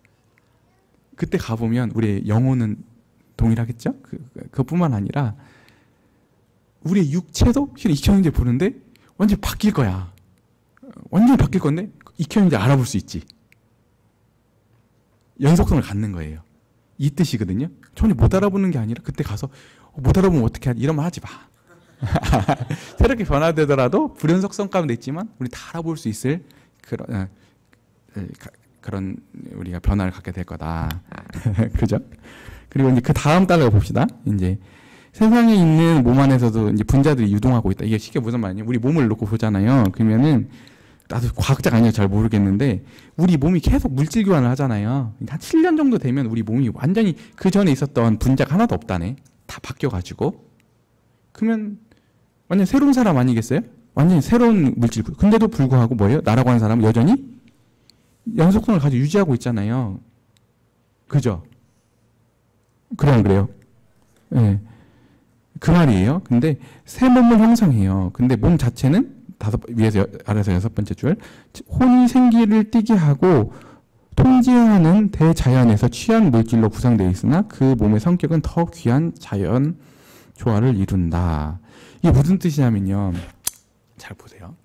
하나님께서 아담과 하와를 창조하실 때 어떻게 창조하시죠? 그 코에 그리고 사람을 빚으시고 생기를 불어넣으셨잖아요. 그러니까 이건 굉장히 실은 서구적이라기보다는 동양적인 거에 이해에 더 가까워요. 우리는 어떤 거, 우리 사람이 살아가는 뭐가 필요하다고 동양에서 말해요. 기운이 필요하다고 해요. 기. 하나님 생기를 불어넣었잖아요. 그러니까 이게 뭐냐면 이 흙인데 생기가 딱 있으니까 그 생기에 의해서 이 물질들이 자석처럼 모이는 거야. 몸을 이루는 거지. 근데 그 자석의 힘이 떨어져. 그러면 다시 흙으로 돌아가는 거잖아요. 이 죽음이잖아요. 약하죠. 이 자석의 힘이 기라고 하면 생기라고 하면 이게 있다가 어느 순간 닿으면 다시 흙으로 돌아가잖아요. 이게 혼적인 육체의 특성이거든요. 근데 나중에 변화될 몸은 영이 더 강해요. 그때 그 우리 몸을 자석처럼 그때 끌어들이는데 이것은 다시 흩어짐이 없어. 계속 붙잡고 있는 거예요. 이 물질성을. 그러니까 죽겠어 안 죽겠어요? 다시 죽지 않는 거잖아요. 이 변화다. 근데 이것도 형님이 설명하시기 했는데 이것도 이게 다 혼자 설명은 아니다고 하지만 우리 이해를 돕기 위해서 이렇게 설명을 하고 있는 거예요. 그죠? 그래서 여기 보면 그 185페이지에 보면 이 요소는 부활하고 변화할 때 하늘로부터 오는 초소를 잊게 될 것이다. 그죠? 오직 이렇게 함으로써 옛 몸이 반드시 일어나는 것과 그 몸이 장차 미래의 몸의 씨라고 표현되는 것은 생각할 수 있다. 눈에 보이는 과정은 파괴와 건설, 해체와 연결, 새 창조와 보존. 그죠? 여보의 연속성과 불연속성이 있다. 그 말이죠. 파괴와 건설, 해체와 연결, 새 창조와 보존. 두 가지가 다 공존하다. 그런데 이제 또 지금도 죽어가고 있는 나무에는 단 하나의 요소는 살아있다. 그러니까 나무들은 실은 죽어가는 것처럼 보이잖아요. 근데 다시 봄이 되고 하면 다시 생명성이 불어넣어지잖아요. 근데 옛날 나무처럼 보이는데 이게 새 나무란 말이지. 그렇죠. 새로 생긴 나무는 죽은 나무와 동일한 나무지만 그러나 다른 나무가 되었어. 이런 것처럼 새 몸 형성이 가능하고 있는 한 가지 요소가 살아있다. 그래서 아까 이렇게 자석 설명했잖아요. 그래서 이때 몸의 자석과 같다. 죽음으로 인한 몸은 그 자석의 능력을 잃고 분자들이 떨어져 나가거나 부활로 인해 그 몸은 다시 자석의 능력을 받아 실로 더 높고 더 완전한 상태의 몸으로 변화한다. 그러므로 지금의 혼은 새롭고 완전한 영으로서 몸을 옷 입고 하늘의 빛의 능력으로 덧입는다. 이렇게 돼 있죠. 우리는 하늘에 속한 물질에 대한 개념을 형성할 수 없어. 다만 상징적인 언어만 가능할 따름이다. 이 말입니다. 좀 이해되셨어요? 새롭게 변화될 몸에 대한 좀 관점이 생겼어요. 온전하진 않지만 이런 변화가 있을 것이다. 마치 뭐와 같은 건 똑같은 다이아몬드가 있고 흑연이 있잖아요. 똑같이 다 탄소가 다 성분이지만 어떤 건 다이아몬드가 되고 어떤 거는 흑연이 되는 것처럼 똑같은 성분이지만 나중에 이 차이처럼 흑연과 다이아몬드의 차이처럼 우리가 현재 있는 육체와 나중에 새로운 변화될 육체는 이와 같이 극명한 차이가 있을 것이다. 그리고 또 하나는 뭐냐면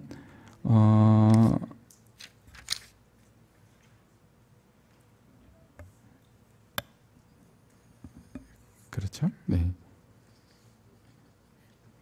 그래서 마지막 세 번째 줄, 인간의 묘지는 부활의 묘판이 되며 하나님의 사람들의 공동 묘지는 하늘의 이스라엘을 통하여 완전한 부활의 들판이 된다. 그죠? 그래서 이런 상황입니다. 그리고 그 다음 중간기 상태의 특주를 봅시다. 이 보면은 그렇기 때문에 죽음은 우리에게 손해가 아니다. 이득이다. 죽음이 이득이다. 이렇게 써놨죠. 됐습니다. 그 다음에 이제 부활한 몸의 7중 영화를 봅시다. 그렇다고 하면 이 부활한 몸은 어떤 특성들을 갖게 되는가? 그죠? 첫 번째는 영성이죠. 아까 이 전 썩을 몸에서는 혼이 우세했다고 하면은 이제 뭐예요? 영이 우세하죠. 네, 복종하죠. 복종은 뭐냐면 실은 여러분 내 몸이 내 말 잘 들어요? 사도 바울이 고백했잖아요. 내 속에 거하는 게 죄다고 나를 올가매 온다고. 실은 우리 몸에 내가 주인인 것처럼 보이지만 내 몸의 주인 행세를 못하는 거지. 말을 안 들어. 하나님 뜻 생각하고 하는데 안 된다니까.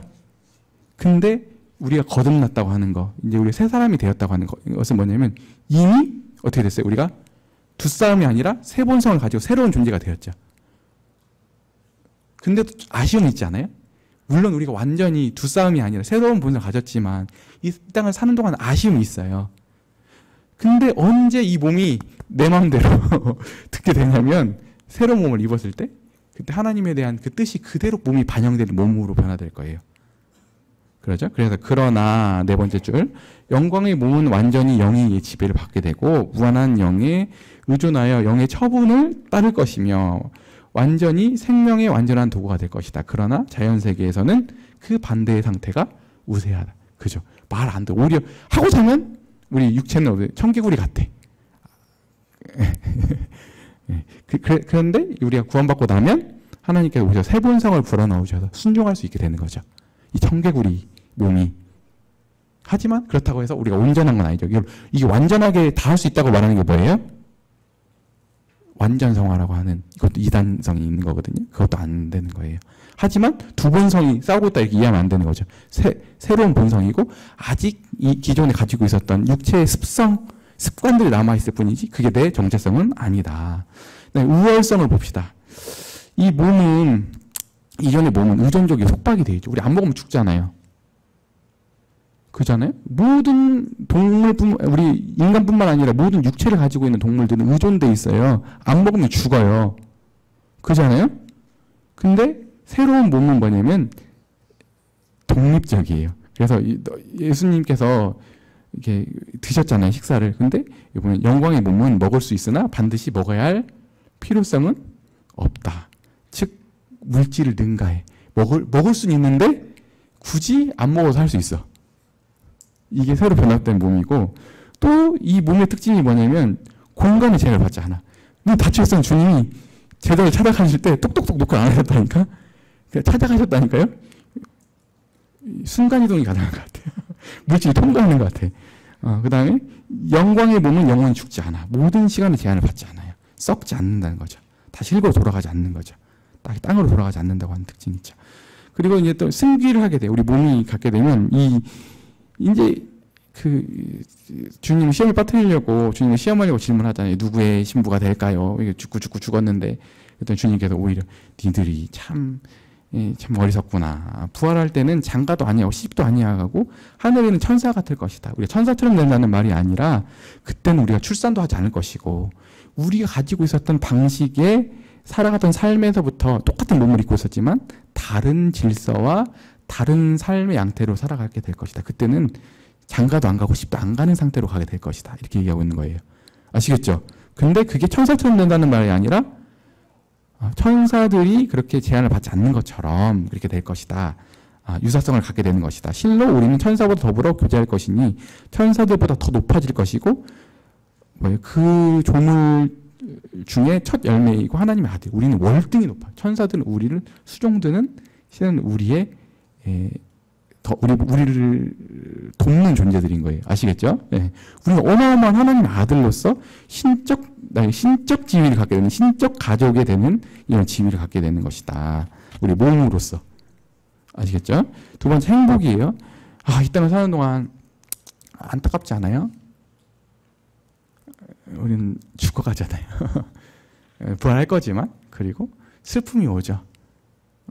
그죠? 우리가 잠시 동안 나중에 다시 만날 소망은 있지만 소중한 사람들 때로 먼저 보내기도 해야 되고 진짜 속상할 때는 뭐냐면 사랑하는 사람이 아픈데 옆에서 뭔가 해줄 수 없을 때 그 무력감을 느끼잖아요. 그러니까 우리가 그런 일들이 살아가다 보면 있거든요. 때로는 먼저 자식을 먼저 보내야 될 때도 있고 살다 보면은 이게 우리가 참 마음이 애통하고 마음이 쓰리고 진짜 울고 싶을 때가 있어요. 그런 애통함들이 있거든요. 근데 그때 되면 없어요, 그게. 그걸 뭐냐면 지복으로 충만하게 될 거다. 이렇게 얘기하고 있어요.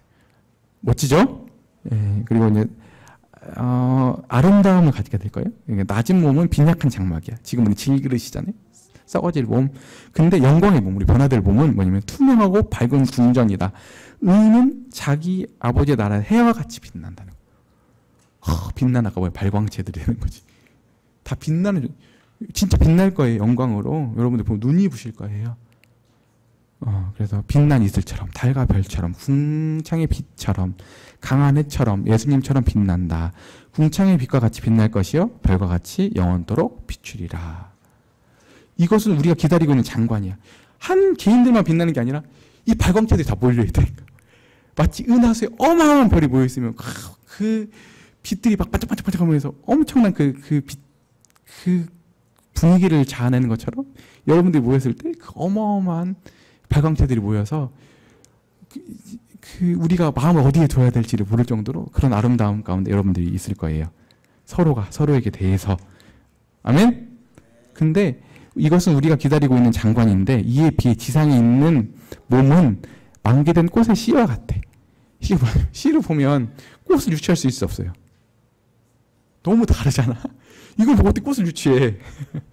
현재 있는 몸도 멋진데 실은 이 몸을 가지고서는 나중에 변화될 몸을 유출할 수가 없어. 그 정도로 씨와 꽃의 관계처럼 극명한 변화가 있을 거예요. 드라마틱한 변화가 있을 거예요. 과연 이런 몸이었단 말인가? 이럴 정도의 변화가 있을 거야.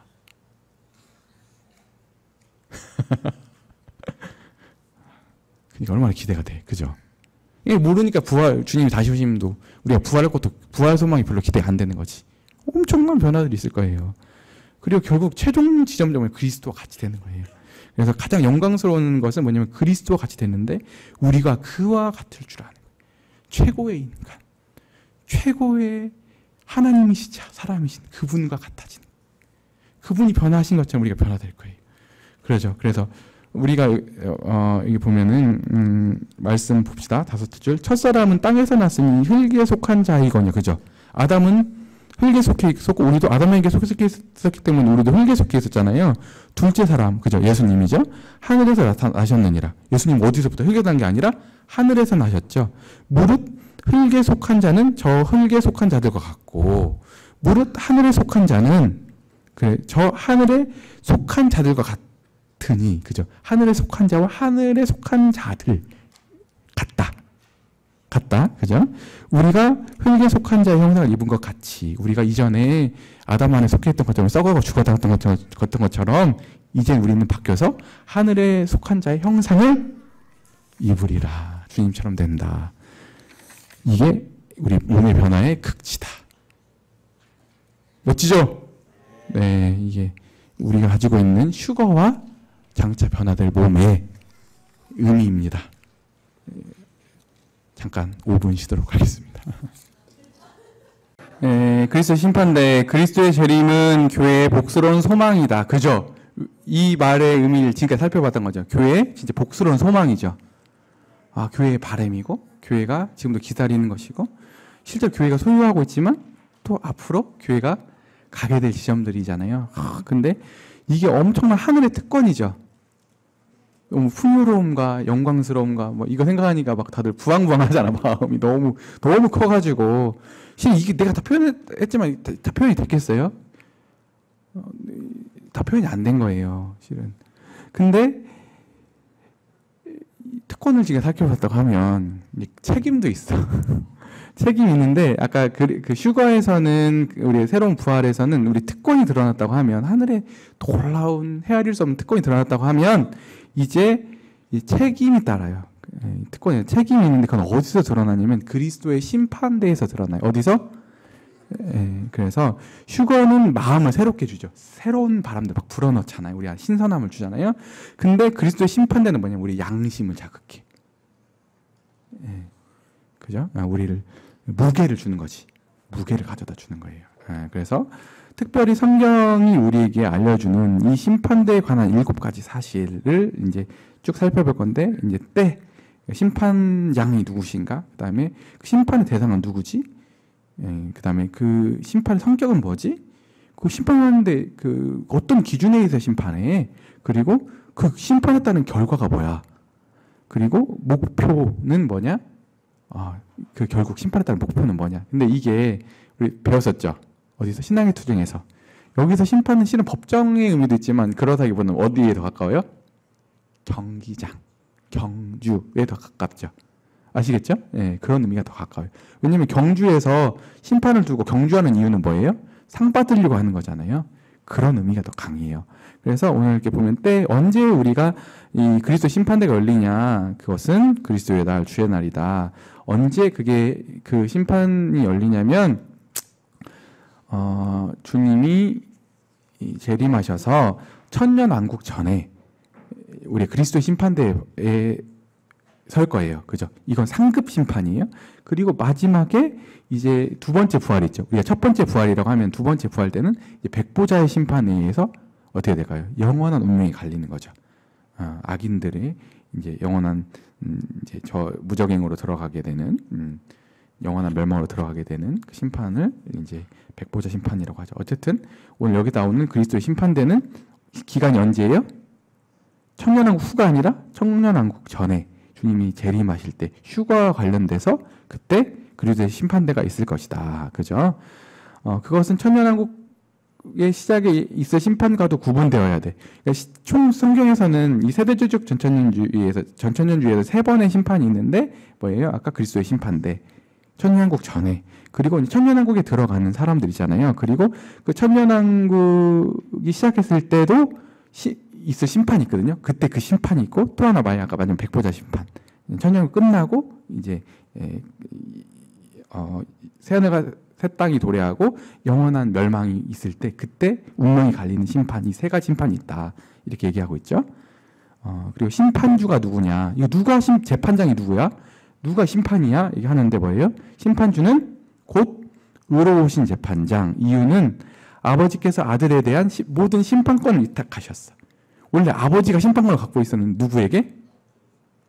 아들에게 심판권을 위탁하셨어. 그리고 그러므로 천년왕국이 있을 심판대는 그리스도의 심판대이자 하나님의 심판대야. 그러니까 왜냐하면 예수님이 심판하시지만 누가 위임하신 거기 때문에 하나님이 위임하신 심판이다. 그 다음에 대상은 누구냐? 우리 모든 신자들이 다 그 대상이 심판의 그 평가의 대상이 될 것이다. 그래서 여기서 멀리 있는 자는 누구예요? 우리의 기준에 의해서 아주 오래된 먼저 살았던 성도들이죠. 그리고 가까이 있는 자들, 현재 우리가 근시대에 살았던 사람들, 모든 사람들이 다 뭐예요? 그 당시에 있는 사람들과 주님께서 오실 때 이미 잠자고 있는 자들 모두 다 이때 부활해서 심판을 받게 될 거예요. 뭘 받기 위해서? 상급을 받기 위해서. 그래서 왜냐하면 그리스도 예수 안에 있는 자에게는 정죄함이 없기 때문이다. 이것은 이 심판은 우리가 멸망하고 어떻게 형벌받는 우리 운명을 가는 심판이 아니라 뭐예요? 상을 받거나 아니면 상을 받지 못하면 뭐냐면 그에 따른 해를 받거나 한 것이 결정되는 심판이다. 여기서 심판은 구원의 문제가 아니라 뭐예요? 확실히 은혜의 보상 정도에 관한 것이다. 아시겠죠? 그러니까 우리 그때 기억나요? 신앙의 투쟁일 때 배웠던 내용들. 우리가 지금 살고 있는 시대는 어떤 시대예요? 못했다고 지옥 가거나 형벌받거나 그런 건 아니잖아요. 그렇죠? 하지만 우리가 현재 있는 매일의 경주잖아요. 삶의 신앙의 경주인데 그렇잖아요. 네, 이 경주에서 오늘도 이 시간들을 낭비하고 이 특권들을 낭비하는 것은 뭐와 같다? 팥죽을 그죠? 네, 누가? 에서가 팥죽 한 그릇에 장작권을 팔아놓는 것처럼 그게 천추 하늘이 남을 만큼의 지금 엄청난 특권을 내가 손실하고 있는 거다. 성경이 이걸 얘기한다고 했죠. 그러니까 오늘 이 시간들은 이 가치들을 알면 나중에 가면 진짜 땅을 치고 후회한다니까. 그렇다고 해서 우리가 지옥 가거나 이런 건 아니지만 이 상이 너무 커서 어떻다고요? 이 상을 잃어버린 것에 대한 이 손실감이 어마어마하다. 아시겠죠? 네, 이런 얘기입니다. 그 다음에 엄격성을 봅시다. 엄격성은 뭐예요? 물 가운데 나타날 것이고 주의 두려우심이 해를 받거나 잃어버린 일이 있을 건데 마냥 다 좋게 되는 게 아니죠. 그죠? 주님께 달란트 비유를 통해서도 말씀하시잖아요. 나머지 남긴 종들에게는 착하고 충성되자. 그리고 더 달란트도 더 주시고 또 어떻게 하시죠? 그리고 같이 그리고 또 축제에 같이 들어가게 되잖아요. 근데 이때 당시에 왜 한 달란트 받았던 사람, 그 묻어뒀던 이 종은 어떻게 돼요? 꾸지람을 받죠. 악하고 게으르다. 그죠? 예. 그래서 이때는 칭찬받는 일도 있을 거지만 해를 받는 일도 있을 거예요. 그리고 어떤 사람은 자랑스러운 구원이 될 수도 있어요. 하나님 앞에서. 근데 어떤 사람은 주님 앞에 섰는데 부끄러운 구원이 될 거예요. 불타는 것처럼. 그죠? 그래서 실로 고린도후서 5장 10절에서 말하기를 우리가 한 선행뿐만 아니라 뭐예요? 악행에 따라서도 받아요. 그죠? 선악간에. 우리 잘한 일도 하나님 앞에 평가받을 거지만 우리가 하나님 앞에서 불순종했던 부분들, 하나님 앞에서 억울했던 부분들도 같이 다 선악간의 심판을 받게 될 것이다. 이렇게 되어 있습니다. 그리고 골로새서에 보면 장차 올 보상을 받는 문제는 교회의 회원들의 일상과 관련되어 있다. 다음같이 선언하고 있다. 불의를 행하는 자는 뭐예요? 불의의 봉을 받으리니 주는 외모로 사람을 취함이 없느니라. 그러니까 사람은 심판할 때 불공정할 수 있어요. 그렇지 않아요? 그냥 속일 수가 있고 순간 어떤 사람들이 이걸 교란시키기 때문에 판단 잘못할 수 있거든요. 그죠? 때로는 운동선수들도 보면은 막 트릭하잖아요. 심판을 속이기 위해서. 근데 그래서 요즘 뭐가 있어? VAR이라는 게 있잖아요. 요즘 못 빠져나갈 수도 있다. 근데 그래도 어떻게든 속이려고 하잖아. 그러니까 공정하지 않을 수가 있는데 이 주님이 하신 심판에 있어서는 의로우시고 하나도 그분의 눈을 피해갈 수 있는 영역은 없다. 왜냐하면 그분은 뭘 보시기 때문에? 중심을 보시기 때문에. 사람은 외모를 보지만 그분은 중심을 보시기 때문에 그렇다. 그렇죠. 그러므로 우리는 성령의 검에 예리한 끝을 둔하게 하지 말자. 그리스도의 심판 앞에 드러난 일은 어쩌면 우리가 흔히 생각하는 것보다 더 심각한 문제일 것이다. 그래서 우리가 자꾸 이 싸움하는 거예요. 사람 보는 앞에서 하는 게 아니라 사람은 다 속일 수 있어요. 근데 누군 속일 수 없어요? 하나님은 속일 수가 없어요. 사람을 잘 속일 수는 있어요. 잘 속이면 속일수록 나중에 어떻게 되겠어요? 그 나라 가면 더 쪽박 차는 거예요. 아시겠죠? 그래서 사람 앞에서 하면 안 되는 거죠. 중심을 보신 하나님 앞에서. 이걸 배워가는 게 신앙이잖아요. 얼마만큼 잘 꾸며가지고 내가 모양 갖추느냐, 사람들 앞에 얼마나 잘 보이냐, 이걸 해가는 게 신앙이 아니라 하나님 앞에서 있는 그대로 투명하게. 근데 여러분 때 잘 배워놔야 돼요. 지금 여러분 때 이걸 형성하는 기간들이거든요. 신앙을. 그렇죠. 그래서 하나님 앞에 중심으로 배우는. 다른 사람들이 다 나를 옳다고 해도 하나님도 아니야 그럼 아닌 거예요. 사람들이 다 아니라고 해도 하나님도 옳아 그러면 그 사람 옳은 거예요. 그러지 않아요?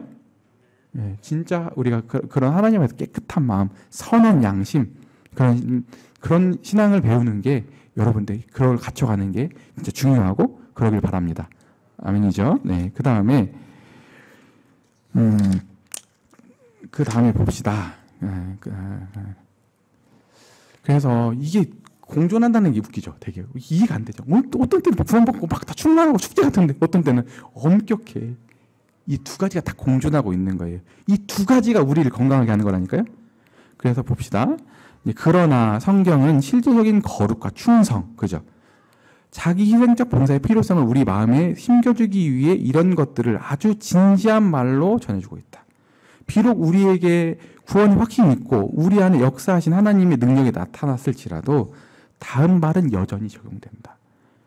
두렵고 떨림으로 너희 구원을 이루라. 그분은 만홀히 여김을 받는 분이 아니시다. 그렇기 때문에 우리가 진짜 이 두 가지를 다 갖는 여러분들이 건강한 신앙인들 되었으면 좋겠어요. 그리고 이제 두 번째는 뭐냐면 하나님은 도대체 뭘 보시지? 평가 기준이 뭐지? 이걸 잘 알아야지. 그냥 시험 못하는 사람도 있지. 시험 못하는 사람 특징이 뭐야? 자기 나름대로 공부해. 공부 잘하는 사람인데 뭐야? 내가 그래서 사행시 잘 타는 이유가 뭔지 알아요? 형제님들의 마음을 기가 막히게 잘 알고 있거든. 출제자의 의도를 아는 거지. 그걸 다 맞췄으면 형제님들이 유디도 떨어뜨려야겠다 하고 그때 글씨를 다 이렇게 분해해도 여보 이거 좀 써봐 해가지고 탁 우리 자매이 필체로 딱 해도 되면 뽑히지. 왜냐면 출제자의 의도가 중요하기 때문에 그래요. 여러분들 여기서는 좀 여우처럼 됐으면 좋겠어요. 이 부분에 있어서는. 근데 여우처럼 돼야 되는데 마음은 여우처럼 되면 안 돼요. 오히려 더 곰처럼 더 든든해야 돼요. 뭐냐면 충성이기 때문에 그래요. 출제자의 의도를 파악해야 되는데 출제자가 뭘 요청하시냐면 충성스러움을 요청하고 있어요. 그래서 뭐냐면 기준은 우리의 충성이에요. 그죠? 이 충성이라고 하는 건 잠깐 한번 내가 충성해서 이런 게 아니라 뭐예요? 생애 총화예요. 인생 전체. 우리 발전의 소산이 우리가 한번 이때 충성해서 이런 게 아니라 지속적으로 주님 나라 갈 때까지 발전했던 모든 것에 대한 평가. 우리의 행위뿐만 아니라 우리의 가능성. 우리가 하나님 앞에 한 것도 하나님 평가해 주시지만 하나님 앞에서 내가 사정이 안 돼서 진짜 하고 싶었는데 못했어. 하나님 그 평가하셔야 안 하세요. 사도 바울이 서바나 선교를 하고 싶어가지고 로마서를 썼잖아요. 나 스페인 선교하고 싶은데 니네들이 나 좀 도와줘. 그죠? 안티오크에 너무 멀어. 너희들의 도움이 필요해. 이렇게 로마를 썼잖아요. 근데 바울은 스페인 선교를 했어요? 못 했어요? 마음이 간절히 못했어요. 하나님이 스페인 선교 한 걸로 보실까 안 보실까요? 그의 간절한 마음을 받으시고 분명히 난 하나님께서는 그걸 평가하셨을 거라고 믿어요. 아멘이죠? 근데 진짜 하나님은 우리의 가능성도 보시고 우리의 과거의 모습뿐만 아니라 우리가 될 수 있었던 모습도 보시고 우리가 행한 일뿐만 아니라 행하지 않은 일도 포함되는 거예요. 우리 뭐냐면 행하지 않은 일이라고 하는 건 뭐냐면 우리는 흔히 내가 적극적인 선을 안 해놓고도 내가 실수 안 했으면 난 내가 옳다고 생각한다니까. 하나님 뭐까지 보시냐면 너 그때 왜 그 선한 일 안 했어? 너 적극적으로 그때 기회 있었잖아. 너 그거 왜 안 했어? 하나님 그것도 물어보신다니까요. 우리는 내가 실수 안 하면 내가 선하다고 생각하네. 아니 악한 거예요.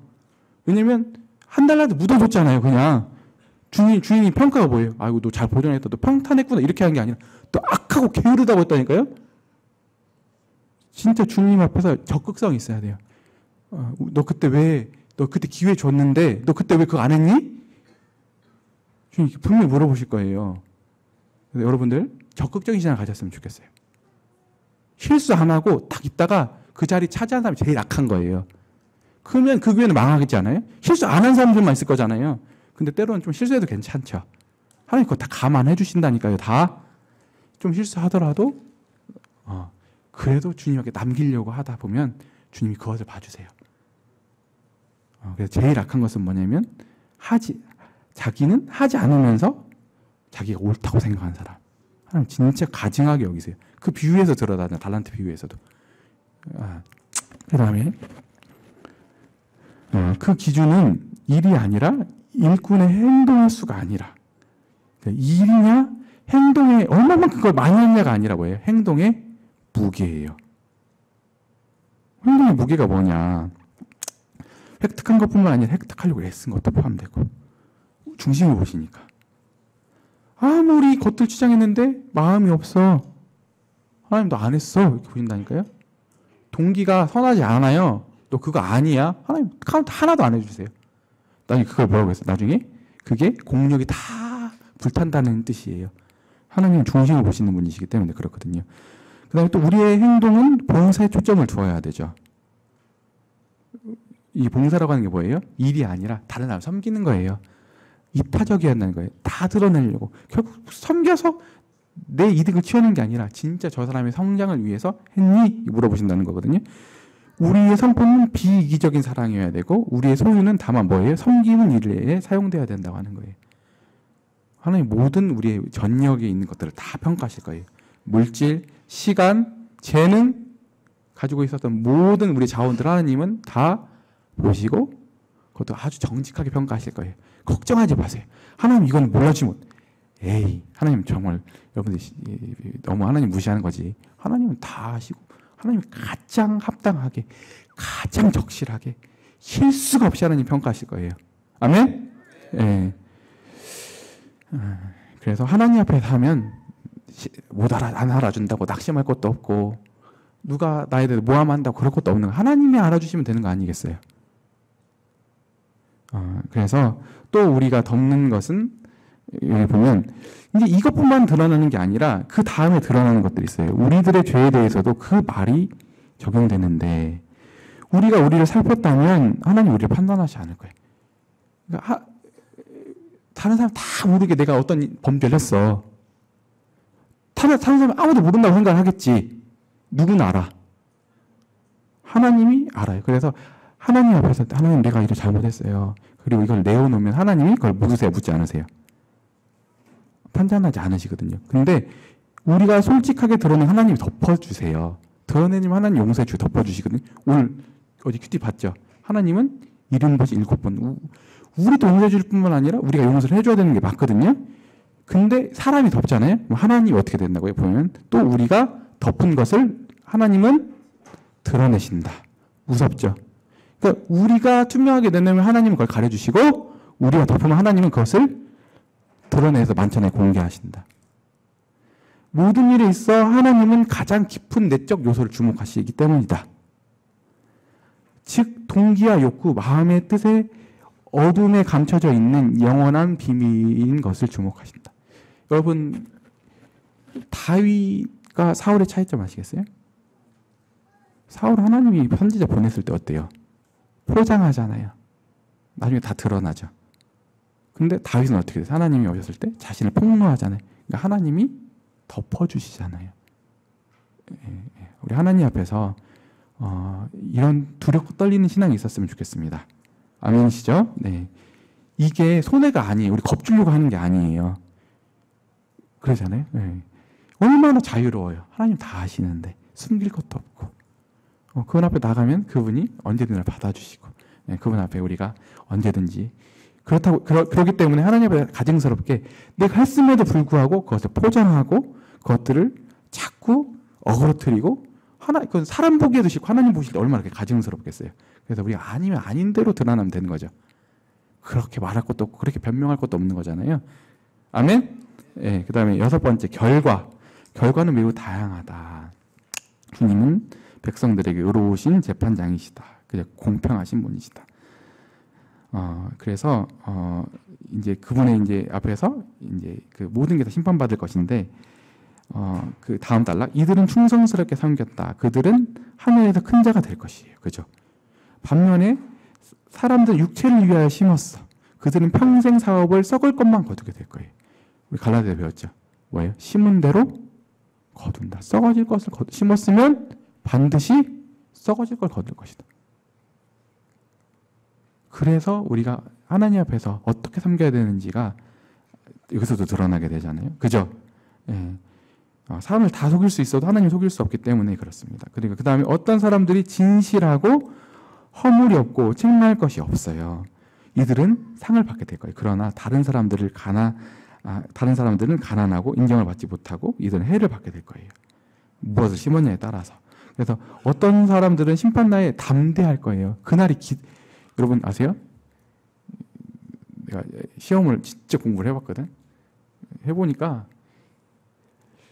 오히려 안 했을 때는 오히려 이반 사판일까 해서 그럴 것 같잖아요. 오히려 공부 안 하면 시험이 이게 막 더 쩔리는 거 알아요? 근데 진짜 공부를 많이 하면은 알아요? 시험이 탁 빨리 와가지고 그날 탁 물론 그때도 뭐 실수할까 이런 두려움 있죠. 그건 그런 것도 아니에요. 진짜 실력이 있으면 딱 준비가 되면 시험이 안 두려운 거예요. 하나님 앞에서 우리가 막 자기를 갖는다는 게 아니라 하나님 앞에 이렇게 산 사람은 하나님이 그 사람 마음 가운데 떳떳함을 주시는 거예요. 여기 자기 위에 떳떳함이 아니라 하나님 앞에 가더라도 그분이 두렵지가 않아. 그걸 빨리 뵙고 싶은 거지. 근데 그렇게 하지 않은 사람은 부끄러워. 그때 심판이 오는 게 쩔려. 이렇게 된다는 거죠. 그리고 누구나 외모와 상관없이 뭐예요? 자기 행위대로 봐요. 여기는 행위라고 하는 것은 외모 행위가 이게 반대말인 거예요. 그 동기가 반영된 행동인 걸 얘기하는 거거든요. 그래서 구원의 믿음에 있거나 보상은 충성에 의거해야죠. 그죠? 구원은 뭐에 의해서 받는다고? 믿음에 의해서 다 보편적으로 일반적으로 차별 없이 받지만, 그죠? 우리가 구원에 차별이 있다고 말하면 안 되죠. 우리가 다 일반으로 얻은 구원 아니겠어요? 더 나은 구원이 없죠. 내 교님보다 더 큰 구원 받았어? 똑같은 기반에 의해 똑같은 믿음에 의해서 예수님이 성령님이 다 똑같은 구원을 받았잖아요. 여기 차별이 없잖아요. 하지만 뭐예요? 보상에 있어서는 그 충성에 의해서 차등이 있다. 이로써 우리는 하나님의 생명을 받으며 종으로서 우리는 뭐예요? 보상을 받는다. 보라, 내가 속히 오리니 내가 줄 상이 있노라. 그러나 결국 이르러 비록 영광의 아름다움의 정도는 차이가 있지만 모든 사람은 구원을 받으며 모든 사람은 빛을 낼 거예요. 다 빛나긴 하는데 그 빛 똑같이 빛날 거예요. 근데 빛의 밝기의 차이는 있을 것이다. 장래에는 큰 그릇도 있고 작은 그릇이 있을 건데 결국 다 가득 차긴 했는데 어쨌든 그릇 차이는 있어. 영광의 정도는 다르겠지만 행복의 차이는 없어. 종들과 봉사는 많으나 오직 주는 한 분이시기 때문에 그래요. 주님 이 비밀 알았으면 좋겠어요. 우리는 다 같이 행복할 거예요. 다 같이 지고지선의 복을 누릴 거예요. 하지만 그 안에서는 차등이 공존할 거예요. 영광의 차이가 존재할 거예요. 그래서 우리 지금 장로직 배웠잖아요. 이 장로 일을 잘하는 사람. 여러분들 나중에 대통령 되려고 하는 것보다 나중에 세상의 CEO가 되는 것보다 장로가 되는 걸 소원해야 돼요. 이 땅을 사는 동안 그게 더 큰 것처럼 보이잖아요. 진짜 영적 똑똑한 사람은 기어코 주일학교 하나 반사. 교회에서 특히나 이 장로에 대해서는 영광의 면류관 약속이 돼 있어. 그러잖아요. 양의 무리의 본이 된 자들에게는 영광의 면류관이 기다리고 있는 거예요. 썩지 아니야. 이게 아주 엄청난 영광이에요. 엄청난 영광. 이 비밀 아는 사람은 뭐예요? 선한 욕심, 선한 일을 사모하게 돼 있는 거거든요. 이 비밀을 아는 사람이. 이게 없으니까 그냥 오히려 세상에서 좀 조금 더 준다고 하면은 그냥 교회 장로 일이든 뭐가 다 팽개쳐놓고 그 일 쪼로로 가는 거지. 그 사람은 뭐예요? 할 자격이 없는 거잖아요. 근데 때로는 내가 몇백만 원 손해를 본다 할지라도 진짜 교회를 위해서라면 내가 더 나은 조건이 있어서 그걸 포기할 수 있어야 되는 거 아니겠어요? 윌리엄 켈리 형제님이 그랬잖아요. 그 형제님이 원래 구두수 성공했는데 자기 조카 이렇게 시험을 대신 이렇게 그 원어를 히브리 헬라어였나요? 그 원어를 딱 숙제해주니까 그걸 교수가 보고 깜짝 놀니까 누가 해줬냐? 그러니까 저희 구두수 성공하는 우리 삼촌이 해줬다고 하니까 나중에 그 교수 초빙하려고 하는데 너 당신 진짜 후회할 거라고. 왜냐면 주일학교를 섬겨야하기 때문에 교회를 섬겨야하기 때문에 그걸 고사하니까. 과연 어느 나라가 기준이 되냐가 이 차이를 가지고 오는 거거든요. 여러분들 진짜 이 선택의 기로에 있을 때 여러분들은 어떤 선택을 할 건지. 실은 이게 지금은 좋지 얘기 들으니까 근데 그 순간이 엄청 고민이 될걸. 근데 믿음으로 여러분들이 진짜 영적인 선택을 했으면 좋겠어요. 조금 세상의 조건이 좀 덜해도 여기서 조금 더 못 벌어도 세상에 좀 안 알아주더라도 우리가 이걸 바라보면서 이 주님에 속한 것들을 바라보면서 이것들 포기하지 않는 여러분들 되었으면 좋겠습니다. 아멘이죠. 네, 마지막에는 영광입니다. 이제 모든 것을 통해 교회의 완성이 도래하죠. 이제 교회가 이제 결국 완성이 되었어요. 그런데 왜 이 심판을 받을까요? 우리가 왜 이 그리스도 심판대를 받을까요? 심판의 목적이 여기서 드러나. 상급이 달라지지. 상급에 따라서 우리의 다스리는 영역이 달라져. 우리의 궁극적으로 하나님이 우리를 왜 결국에서는 그분의 백성으로 삼으셨냐면, 나중에 그분의 나라로 삼으셨냐면, 나중에 이 피조 세계를 다 통치할 거예요. 이 우주를 통치할 거예요. 천사들도 우리가 심판할 거예요. 천사들도 분쟁이 있을 때 우리가 심판할 거라니까요. 왜냐면 이때 당시 왕의 심판권도 갖고 있기 때문에 그래요. 우리는 이 세상을 주님과 함께 통치할 사람들인 거예요. 근데 그 통치하는 데 있어서 그리스도의 심판대에서 받은 결과에 따라서 분량이 달라지는 거예요. 영광이 달라지는 거예요. 그렇죠. 그래서 근데 이때 다스리는데 개인이 다스리는 게 아니라 같이 다스리는 거예요. 뭐라고요? 같이.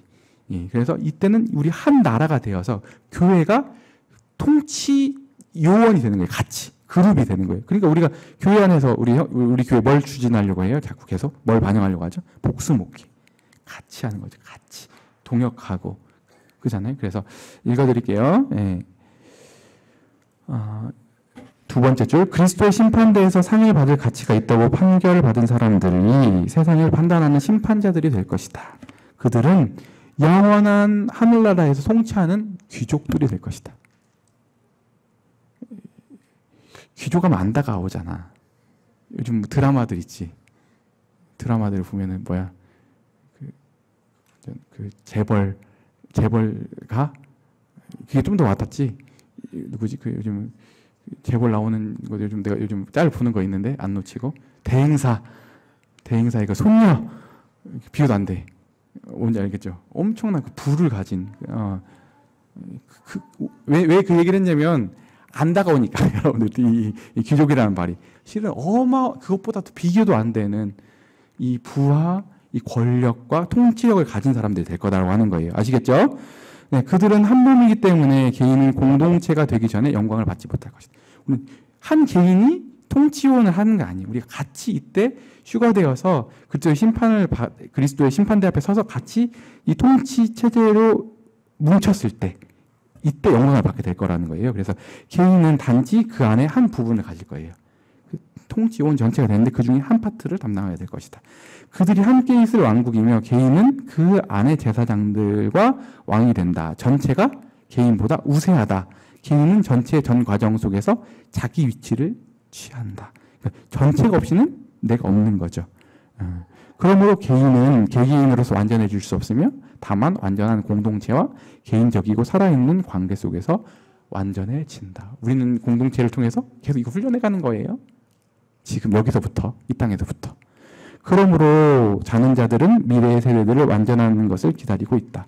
그러므로 영원히 장차 올 영광의 몸을 덧입는 일, 죽은 후에 바로 일어나는 일은 아니다. 그죠? 바로 부활하는 게 아니라고 쭉 설명해드렸죠. 예. 그러므로 그리스도 안에 죽은 자들이 부활하는 일과 휴거에 의해서 다시 살아남아 있는 자들이 덧입는 일이 동시에 일어난다. 전체 목적은 하나의 유기체이다. 즉 개인의 구원이 아니라 공동체의 영광이며 개인적인 축복뿐만 아니라 하나님의 나라이다. 그래서 이제 아까 이 그리스도의 심판대와 휴거의 극치가 어디서 드러난다? 지금 하나님 나라의 우주적인 나라가 지역적인 천사의 지배하에 있듯이 그때가 가면 영광받은 지금 이 세상을 누가 통치하고 있냐면 대리자로서 천사들이 이렇게 부분들 하나님이 맡겨준 영역들을 지금 다스리고 있거든요. 그런 것처럼 그때 가면 영광받은 성도의 무리가 왕의 자격으로 그들의 머리이신 그리스도와 함께 해와 세상을 다스릴 것이다. 성도가 세상을 판단할 것을 너희가 알지 못하느냐? 우리가 천사들을 판단할 것을 너희가 알지 못하느냐? 이게 사도 바울이 고린도전서에서 한 말이죠. 세상을 판단하는 심판자가 되고 알지 못하느냐? 세상뿐만 아니라 영적인 존재들도 너희들이 판단하고 심판할 거 알지 못하느냐? 그러므로 이기는 그들에게는 내가 내 보좌 함께 함께하여 주기를 내가 이기고 아버지의 보좌 함께 앉을 것 같이 하리라. 주님께서 와서 깨어있는 것을 보면 그 종들은 복이 있으리로다. 내가 진실로 너희에게 이르노니 주인이 띠를 띠고 그 종들을 자리에서 앉히고 나와 수종하리라. 이것은 성경의 가장 위대한 약속이다. 여러분, 변화된 몸으로 귀족이 될 겁니다.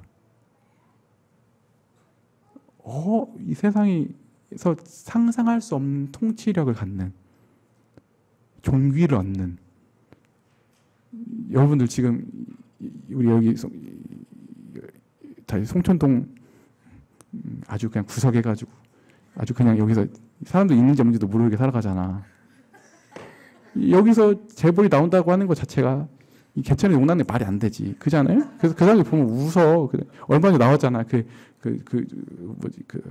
글로리에서 보면은 걔네들이 잘 사는 애들이 절대 넘어갈 수 없는 선이 있잖아요. 이 세상에서는 우리는 진짜 그냥 아무것도 아니지. 그지? 세상 사람들 기준에 보면 안 그래요? 다 그냥 그러지. 그냥 나부랭이들이지. 그지? 근데 우리 같은 사람들이 지금 어딜 향해 가고 있다? 이 세상에 어마어마한 통치를 행사할 지금 그런 신분으로 가고 있는데 우리가 왜 이렇게 의젓지 않게 사냐? 그걸 몰라. 잘 모를 뿐만 안 다가와.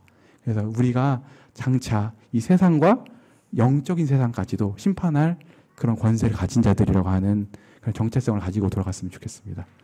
아멘이죠? 네, 우리 교회가 이런 지위를 가지고 있어요. 찌찌하게 살지 맙시다. 네, 우리가 비록 아무것도 아닌 것처럼 살아도 우리는 뭐예요? 이 세상을 다스릴 자들이에요. 왕이 될 자들이에요. 어이가 없지.